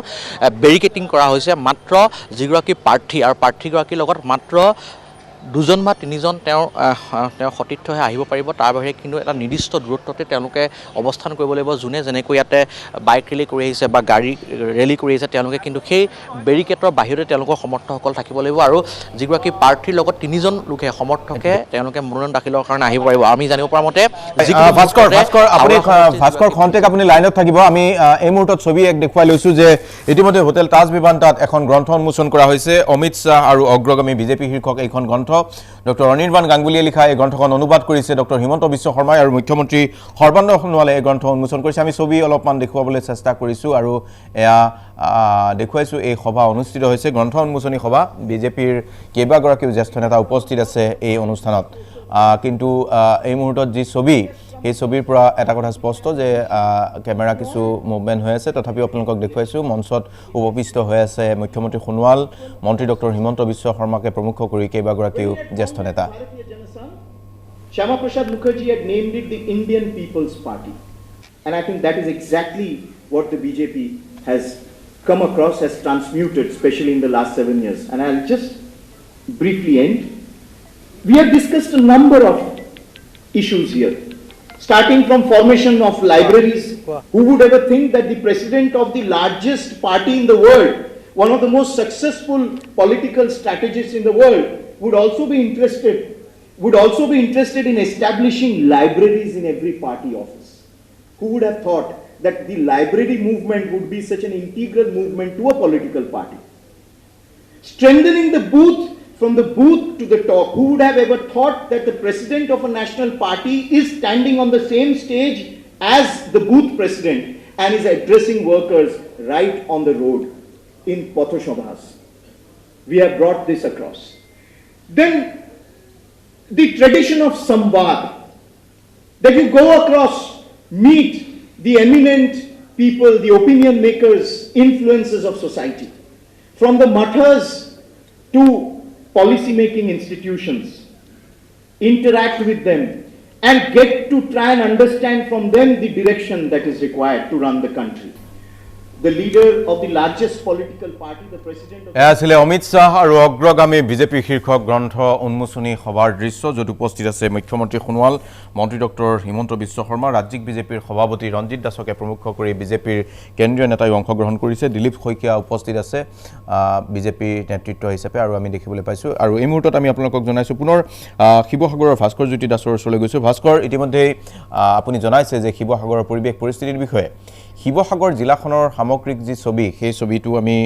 ইতিমধ্যে আপুনি কিছু আভাস দিছে শিৱসাগৰ জিলাখনত এইবাৰ সুবিধাজনক স্থিতিৰ ফালৰ পৰা যথেষ্ট পৰিমাণে আপুনি উল্লেখ কৰিছে যে প্ৰতিটো দলৰে বাবে প্ৰত্যাহ্বান আছে ৰাইজে কি ভাবি আছে সেই কথা এই মুহূৰ্তত কোৱা টান কিন্তু সেই সিদ্ধান্ত ৰাইজে ল'ব ভাস্কৰ হয় কুমুদ প্ৰতিটো সমষ্টি বা প্ৰতিগৰাকী প্ৰাৰ্থীৰ কাৰণে কিন্তু এইবাৰ তেওঁলোকৰ যি জয়যাত্ৰাৰ পথ সেয়া পথ কিন্তু মসৃণ নহ'ব সেই কথা আৰু প্ৰেডিকশ্যন যিটো আমি এটা আমি ভৱিষ্যতবাণী কৰোঁ সেই কৰাটো আজিৰ তাৰিখত আমি আচলতে সমুচীন নহয় কাৰণ প্ৰতিটো সমষ্টিত প্ৰতিগৰাকী প্ৰাৰ্থীয়ে তেওঁলোকে প্ৰত্যাহ্বানৰ মাজেৰে গৈ তেওঁলোকৰ যি লক্ষ্যপথ সেই লক্ষ্যপথত উপনীত হ'ব পাৰিব কুমুদ মই শিৱসাগৰ 108 নম্বৰ বিধানসভা সমষ্টিটোৰ পিছত যদি মই আপোনাক আন এটা যথেষ্ট হাই প্ৰফাইল সমষ্টি সেই সমষ্টিটো হৈছে থাউৰা বিধানসভা সমষ্টি আৰু যিগৰাকী থাউৰা বিধানসভা সমষ্টি বিজেপি দলৰ প্ৰাৰ্থী তেওঁ ইতিমধ্যে আৰু কেইটামান মুহূৰ্তৰ পিছতেই কুশল দৌৰি আহি শিৱসাগৰ জিলা উপায়ুক্তৰ কাৰ্যালয়ত তেওঁ মনোনয়ন পত্ৰ দাখিল কৰিব এই সমষ্টিটোৰ কথা যদি মই চমুকৈ আপোনাক ক'বলৈ যাওঁ এই সমষ্টিটোৰ কিন্তু বিজেপি আৰু কংগ্ৰেছৰ যিগৰাকী প্ৰাৰ্থী আছে সুশান্ত বুঢ়াগোহাঁই যথেষ্ট এক তুমুল প্ৰতিদ্বন্দ্বিতা হ'ব নেক টু নেক ফাইট বুলি যাক কোৱা হয় সেই সমষ্টিটোত হ'ব বুলি ইতিমধ্যে আশা কৰা হৈছে কাৰণ আপুনি যদি সুশান্ত বৰগোহাঁই তেওঁ যদি বেকগ্ৰাউণ্ডটো চাওঁ বা তেওঁৰ যদি আমি বিগত সময়ছোৱাত তেওঁ কাম কাজ বা তেওঁৰ যিটো ৰাজনীতিক জীৱনটো চাওঁ তেওঁ এজন যথেষ্ট কংগ্ৰেছৰ জ্যেষ্ঠ নেতা আৰু তেওঁ শক্তিশালী প্ৰাৰ্থী তেওঁ যিটো থাউৰা বিধানসভা সমষ্টিটোৰ কাৰণে আৰু এইবাৰ তেওঁ যথেষ্ট হোমৱৰ্ক কৰিছে তেওঁ পেপাৰ ৱৰ্ক যথেষ্ট কৰিছে আৰু ড'ৰ টু ড'ৰ যিটো কোৱা হয় ড'ৰ টু ড'ৰ তেওঁ গৈ সমষ্টিত তেওঁ নিজৰ যিটো প্ৰভুত্ব সেই প্ৰভুত্বটো পুনৰ এবাৰ বিস্তাৰ কৰাৰ কাৰণে যথেষ্ট চেষ্টা চলাইছে গতিকে এই ক্ষেত্ৰত আপুনি বিজেপি যিগৰাকী প্ৰাৰ্থী কুশল দুউৰী বৰ্তমানৰ বিধায়ক তেখেতৰ কাৰণে কিন্তু এই যিটো নিৰ্বাচন বা এই যিটো তেওঁৰ জয়যাত্ৰাৰ যিটো লক্ষ্য সেই লক্ষ্যটো কিন্তু এইবাৰ মসৃণ নহ'ব তেওঁ তীব্ৰ প্ৰত্যাহ্বানৰ সন্মুখীন হ'ব আৰু সমান্তৰালকৈ যদি আমি বিজেপি প্ৰাৰ্থীগৰাকী আমি কথা ক'বলৈ যাওঁ কিন্তু কুশল দুউৰী সমষ্টিটোৰ কাৰণে কিন্তু যথেষ্টখিনি কাম কাজ কৰিছে বুলি ইতিমধ্যে আমাৰ যিটো গ্ৰাউণ্ড জিৰ' আমি কেইবাটাও গ্ৰাউণ্ড জিৰ' তাতে ৰিপৰ্ট কৰিছিলোঁ প্ৰতিবেদন আমি প্ৰস্তুত কৰিছোঁ তাত কিন্তু দেখিবলৈ পোৱা গৈছে কাৰণ বিশেষতঃ থাউৰা সমষ্টিটো মিচিং অধ্যুষিত যথেষ্ট অঞ্চল আছে আৰু নৈপৰীয়া অঞ্চল আছে আৰু সেই অঞ্চলসমূহ কিন্তু ৰাস্তা পদূলি বুলি ক'বলৈ গ'লে 2016 পূৰ্বলৈকে কিন্তু যথেষ্ট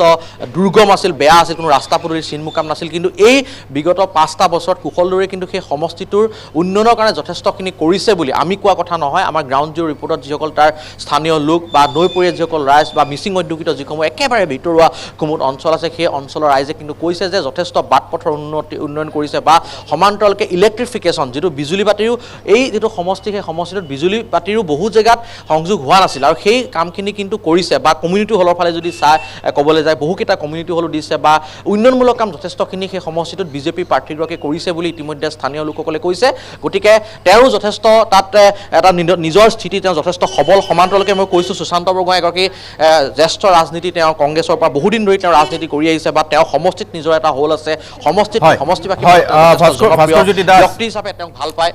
হয় ভাস্কৰজ্যোতি দাস এই মুহূৰ্তত আপোনাক ধন্যবাদ জনাব লাগিব আমি দৰ্শকসকলক জনাইছোঁ সেয়া শিৱসাগৰৰ পৰিৱেশ পৰিস্থিতিৰ বিষয়ে আমাক জনালে উজনি অসমৰ ব্যুৰ' চিফ ভাস্কৰজ্যোতি দাসে আমি কৰুণা কৃষ্ণ নাথৰ ওচৰলৈ গৈছোঁ লখিমপুৰ ব্যুৰ' কৰুণা কৃষ্ণ নাথ আমাৰ লগত পোনপটীয়া সম্প্ৰচাৰত উপস্থিত আছে কৰুণা কৃষ্ণ নাথ আমি এটা কুইক আপোনাৰ পৰা জানিব খুজিছোঁ তাৎক্ষণিকভাৱে যে আজি দিনটোত লখিমপুৰত বা লখিমপুৰ জিলা উপায়ুক্তৰ কাৰ্যালয়ত কোন কেইগৰাকী প্ৰাৰ্থীয়ে মনোনয়ন পত্ৰ দাখিল কৰাৰ সম্ভাৱনা আছে বা ইতিমধ্যে মনোনয়ন পত্ৰ দাখিল প্ৰক্ৰিয়াত অংশগ্ৰহণ কৰিছে কৰুণা কৃষ্ণ নাথ এটা তাৎক্ষণিকভাৱে আমাৰ দৰ্শকসকলে জানিব বিচাৰিব আজিৰ দিনটোত কোন কোন প্ৰাৰ্থীয়ে মনোনয়ন পত্ৰ দাখিল কৰিলে বা কাইলৈ কোনে কোনে দাখিল কৰিব কৰুণা কৃষ্ণ নাথ হয় কুমুদ দাস ইতিমধ্যে মই কৈ গৈছোঁ যে আজি লখিমপুৰ জিলা উপায়ুক্তৰ কাৰ্যালয়ত ইতিমধ্যে ভূপেন বৰা বিহপুৰীয়া সমষ্টিৰ কংগ্ৰেছ প্ৰাৰ্থী ভূপেন বৰাই ইতিমধ্যে প্ৰৱেশ কৰিছে ভূপেন বৰাই মনোনয়ন পত্ৰ দাখিল কৰাৰ কাম কাজ অব্যাহত আছে আৰু সমান্তৰালভাৱে কিছু সময়ৰ পিছতে লখিমপুৰ সমষ্টিৰ বিজেপি প্ৰাৰ্থী মানৱ ডেকা আৰু লখিমপুৰ সমষ্টিৰ অগপৰ প্ৰাৰ্থী উৎপল দত্তই লখিমপুৰ জিলা উপায়ুক্তৰ কাৰ্যালয়ৰ ৰিটাৰ্ণিং বিষয়াৰ ওচৰত মনোনয়ন পত্ৰ দাখিল কৰিব আৰু সমান্তৰালভাৱে ঢকুৱাখানা বিধানসভা সমষ্টিৰ বাবে ঢকুৱাখানাত আজি মন্ত্ৰী নৱদলে বিজেপিৰ প্ৰাৰ্থী হিচাপে মনোনয়ন পত্ৰ দাখিল কৰিবৰ কাৰণে ব্যৱস্থা গ্ৰহণ কৰিছে বুলি আমি খবৰ পাইছোঁ আৰু আজি মূলতঃ এইকেইগৰাকী মুখ্য প্ৰাৰ্থীয়ে আচলতে মনোনয়ন পত্ৰ দাখিল কৰিব লখিমপুৰ জিলা উপায়ুক্তৰ কাৰ্যালয়তে হওক বা ঢকুৱাখানা বিধানসভা সমষ্টিৰ বাবে ঢকুৱাখানাতেই হওক গতিকে এই মুহূৰ্তত কিন্তু ভূপেন বৰা জিলা উপায়ুক্তৰ কাৰ্যালয়ৰ ভিতৰ ভাগত আছে মনোনয়ন পত্ৰ দাখিল প্ৰক্ৰিয়া অব্যাহত ৰাখিছে আৰু কিছু সময়ৰ পিছতে লখিমপুৰ সমষ্টিৰ বিজেপি প্ৰাৰ্থী মানৱ ডেকা লখিমপুৰ সমষ্টিৰ অগপৰ প্ৰাৰ্থী উৎপল দত্তই মনোনয়ন পত্ৰ দাখিল কৰিব আৰু আমি পোৱা শেহতীয়া খবৰ মতে নাওবৈচা সমষ্টিৰ বাবে অগপৰ প্ৰাৰ্থী জয়ন্ত খাউণ্ডেও কিছু সময়ৰ পিছতে আহি মনোনয়ন পত্ৰ দাখিল কৰিব বুলি আমি এই মুহূৰ্তলৈকে খবৰ পাইছোঁ কুমুদ হয় কৰুণা কৃষ্ণ নাথ আপোনাক এই মুহূৰ্তত ধন্যবাদ জ্ঞাপন কৰিছোঁ আৰু আমি দৰ্শকসকলক জনাই আছোঁ ৰাজ্যৰ বিভিন্ন প্ৰান্তৰ পৰিৱেশ পৰিস্থিতি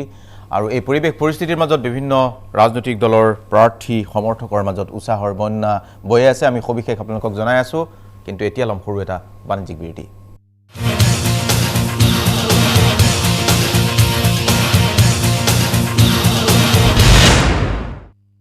আপোনালোকে চাই আছে DY365 বিশেষ সম্প্ৰচাৰ আৰু আমি বিৰতিলৈ যোৱাৰ পূৰ্বে আপোনালোকক জনাইছিলোঁ যে তাজ বিমান তাত এখন গ্ৰন্থ উন্মোচন হৈছে অমিত শ্বাহ আৰু অগ্ৰগামী বিজেপি গ্ৰন্থখনৰ অনুবাদ কৰিছে ডক্টৰ হিমন্ত বিশ্ব শৰ্মাই আৰু গ্ৰন্থখনৰ উন্মোচনী অনুষ্ঠানত মুখ্যমন্ত্ৰী সৰ্বানন্দ সোণোৱাল সভাপতি ৰঞ্জিত দাস দিলীপ শইকীয়াকে প্ৰমুখ কৰি কেইবাগৰাকীও বিজেপিৰ জ্যেষ্ঠ নেতা উপস্থিত আছে আৰু অলপমান আমি পোনপটীয়া সম্প্ৰচাৰ দেখুৱাইছোঁ মন্ত্ৰী হিমন্ত বিশ্ব শৰ্মাই কি কৈছে ভাৰতীয় জনতা পাৰ্টিৰ ৰাষ্ট্ৰীয় সভাপতি বৈজয়ন্ত পাণ্ডা ডাঙৰীয়া আমাৰ মাজত উপস্থিত আমাৰ ৰাষ্ট্ৰীয় সাধাৰণ সম্পাদক দিলীপ শইকীয়া ডাঙৰীয়া ৰাজ্যিক বিজেপিৰ মোৰ সন্মানীয় সভাপতি ৰঞ্জিত দাস ডাঙৰীয়া মঞ্চ আৰু সভাস্থলীত উপস্থিত বিশিষ্ট ব্যক্তিসকল আইমাতৃ আৰু যুৱক যুৱতী বন্ধু বান্ধৱীসকল পোনপ্ৰথমে মই আপোনালোকক ধন্যবাদ আৰু কৃতজ্ঞতা জনাইছোঁ যে বিভিন্ন ব্যস্ততাৰ মাজতো আজি এই পবিত্ৰ ক্ষণত আপোনালোক উপস্থিত থাকি আমাক যি প্ৰেৰণা যোগালে তাৰ বাবে মই আপোনালোক সকলোকে ধন্যবাদ আৰু কৃতজ্ঞতা জনাইছোঁ অমিত শ্বাহ আৰু অগ্ৰগামী বিজেপি এই পুথিখন এজন ব্যক্তিৰ জীৱন কথা নহয় এটা ৰাজনৈতিক কালখণ্ড বা আমাৰ ভাৰতবৰ্ষৰ য'ত আমি বাস কৰিছোঁ আমাৰ সময়ৰ এক জীৱন্ত দলিল ভাৰতীয় জনতা পাৰ্টিৰ যি অগ্ৰগতি আৰু সেই অগ্ৰগতি কি ধৰণে সম্ভৱ হৈছিল গুজৰাট মধ্যপ্ৰদেশ উত্তৰ প্ৰদেশ কেইখনমান ৰাজ্যৰ পৰা সমগ্ৰ দেশলৈ ভাৰতীয় জনতা পাৰ্টিৰ সম্প্ৰসাৰণৰ যি বৃত্তান্ত মই ভাবোঁ যিকোনো গৱেষকৰ কাৰণে ৰাজনীতি পলিটিক্সৰ লগত ইনভলভ আৰু দেশৰ শাসন ব্যৱস্থাৰ বিষয়ে জানিবলৈ চেষ্টা কৰা সকলৰ বাবে এই পুথিখন এক জীৱন্ত দলিল পৰিশ্ৰমৰ পৰকাষ্ঠা বুলি কাক কোৱা হয় ৰাজনৈতিক কৌশলৰ শীৰ্ষতম বিন্দু মানুহ কেনেকৈ উপনীত হ'ব পাৰে পৰিশ্ৰম সফলতা এই সমগ্ৰ গুণবিলাকৰ পিছতো কি ধৰণে এজন বুথ সভাপতিলৈকে পৃষ্ঠা প্ৰমুখলৈকে সংবাদৰ জৰিয়তে মানৱীয় প্ৰমূল্যৰ কেনেকে মানুহৰ উচ্চ পদত থকা এজন ব্যক্তিৰ জীৱনতো কি ধৰণে মানৱীয় প্ৰমূল্যৰ এখন অদ্ভুত মহাসাগৰ তেওঁৰ অন্তৰত উপবিষ্ট হৈ থাকিব পাৰে এই বিষয়ে জানিবলৈ অমিত শ্বাহ আৰু অগ্ৰগামী বিজেপি পুথিখন পঢ়াটো আমাৰ বাবে নিশ্চয় গুৰুত্বপূৰ্ণ দিশ প্ৰধানমন্ত্ৰী নৰেন্দ্ৰ মোদীৰ প্ৰতি থকা অমিত শ্বাহৰ অদ্ভুত আস্থা তাৰ লগে লগে ৰাষ্ট্ৰীয়তাবাদৰ ওপৰত তেখেতৰ যি আনকম্প্ৰমাইজিং এটিটিউড তাৰ বিষয়ে জানিবলৈ এই পুথিখনে আমাক বহুতো সমল দিব ভাৰতীয় জনতা পাৰ্টিৰ উত্তৰ পূবলৈ বিকাশ কি ধৰণে 2016 অসমৰ বিজয় সম্ভৱ হৈছে অসমৰ পিছত ভাৰতীয় জনতা পাৰ্টি কি ধৰণে ত্ৰিপুৰাত অদ্ভুত বিজয় আমি সম্ভৱ কৰি তুলিব পাৰিছিলোঁ কি ধৰণে ভাৰতীয় জনতা পাৰ্টিয়ে এক প্ৰকাৰ ক'ব গ'লে যিসকলে ভাৰতীয় জনতা পাৰ্টিক ধৰ্মনিৰপেক্ষ নহয় বুলি ভাবে কি ধৰণে খ্ৰীষ্টিয়ান ধৰ্মাৱলম্বী লোকেৰে পৰিপূৰ্ণ নাগালেণ্ড মণিপুৰ মিজোৰাম আদি ৰাজ্যবিলাকলৈকে ভাৰতীয় জনতা পাৰ্টিৰ কি ধৰণে বিকাশ সম্ভৱ হৈছে আৰু এই বিকাশৰ আঁৰত ভাৰতীয় জনতা পাৰ্টিৰ দৰ্শন ৰাষ্ট্ৰবাদৰ কল্পনা সাংস্কৃতিক ৰাষ্ট্ৰবাদৰ কল্পনাক অলপো কতো কম্প্ৰমাইজ নকৰাকৈ কি ধৰণে উত্তৰ পূৰ্বলৈকে ভাৰতীয় জনতা পাৰ্টিৰ বিকাশ সম্ভৱ হৈছিল এই পুথিখনৰ জৰিয়তে আমি জানিবলৈ সমল পাম এই পুথিখন পঢ়াৰ লগে লগে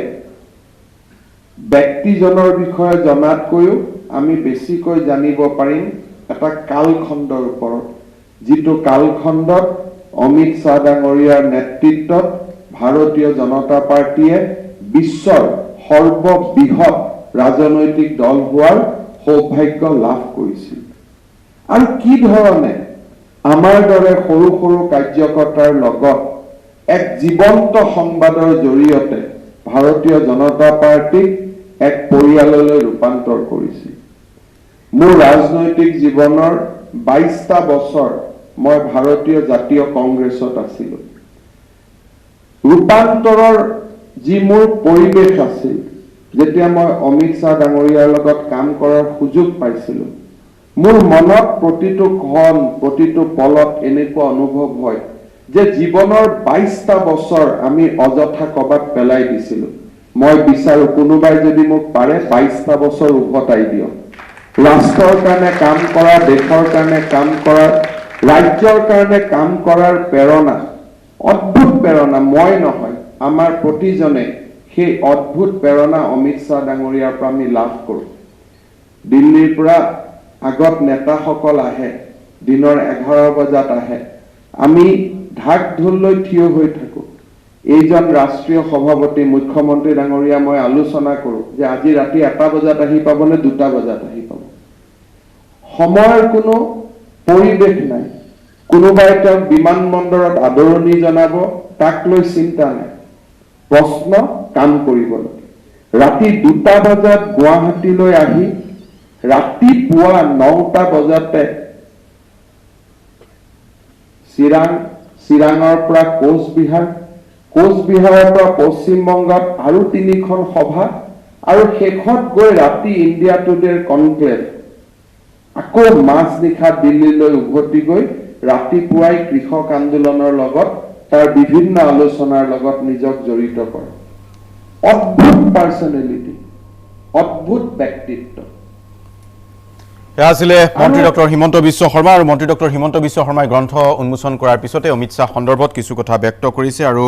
এই অনুষ্ঠানত বিজেপিৰ কেইবাগৰাকীও জ্যেষ্ঠ নেতা উপস্থিত আছে, আমি সেই কথা আপোনালোকক ইতিমধ্যে জনাইছোঁ। আৰু এই গ্ৰন্থখনে বিজেপিৰ ক্ষেত্ৰত 2016 চনত বিজেপি কিদৰে ক্ষমতালৈ আহিছিল বা বিজেপিৰ ভেটি কিদৰে প্ৰতিষ্ঠা হ'ল ৰাজ্যত, সেই বিষয়ে সবিশেষ সমল থাকিব বুলি মন্ত্ৰী ডক্টৰ হিমন্ত বিশ্ব শৰ্মাই সদৰি কৰিছে। আমি এই মুহূৰ্তত আমি আপোনালোকক কেইটামান খবৰ দিব খুজিছোঁ। এই মুহূৰ্তলৈকে কোনে কোনে মনোনয়ন পত্ৰ দাখিল কৰিলে সেই বিষয়ে কিছু কথা আপোনালোকক জনাব খুজিছোঁ। বিজেপিৰ মাৰ্ঘেৰিটাৰ প্ৰাৰ্থী ভাস্কৰ শৰ্মা ইতিমধ্যে মনোনয়ন পত্ৰ দাখিল কৰিলে। যোৰহাটত উপায়ুক্তৰ ওচৰত বিজেপিৰ প্ৰাৰ্থী হিচাপে হিতুনাথ গোস্বামীয়ে ইতিমধ্যে মনোনয়ন পত্ৰ দাখিল কৰিলে। বোকাখাটত অতুল বৰা মনোনয়ন পত্ৰ দাখিলৰ বাবে ইতিমধ্যে অগ্ৰসৰ হৈছে, আৰু সেই কথা আপোনালোকক জনাইছোঁ। আনপিনে যিগৰাকী প্ৰাৰ্থী মাৰ্ঘেৰিটাৰ বিজেপি প্ৰাৰ্থীগৰাকীৰ মনোনয়ন পত্ৰ দাখিলৰ খবৰ আমি আপোনালোকক দিছোঁ। আনপিনে দুলীয়াজানত ইতিমধ্যে মনোনয়ন পত্ৰ আৰু নাহৰকটীয়াত মনোনয়ন পত্ৰ দাখিলৰ বাবে অগ্ৰসৰ হৈছে লুৰিণজ্যোতি গগৈ। আনপিনে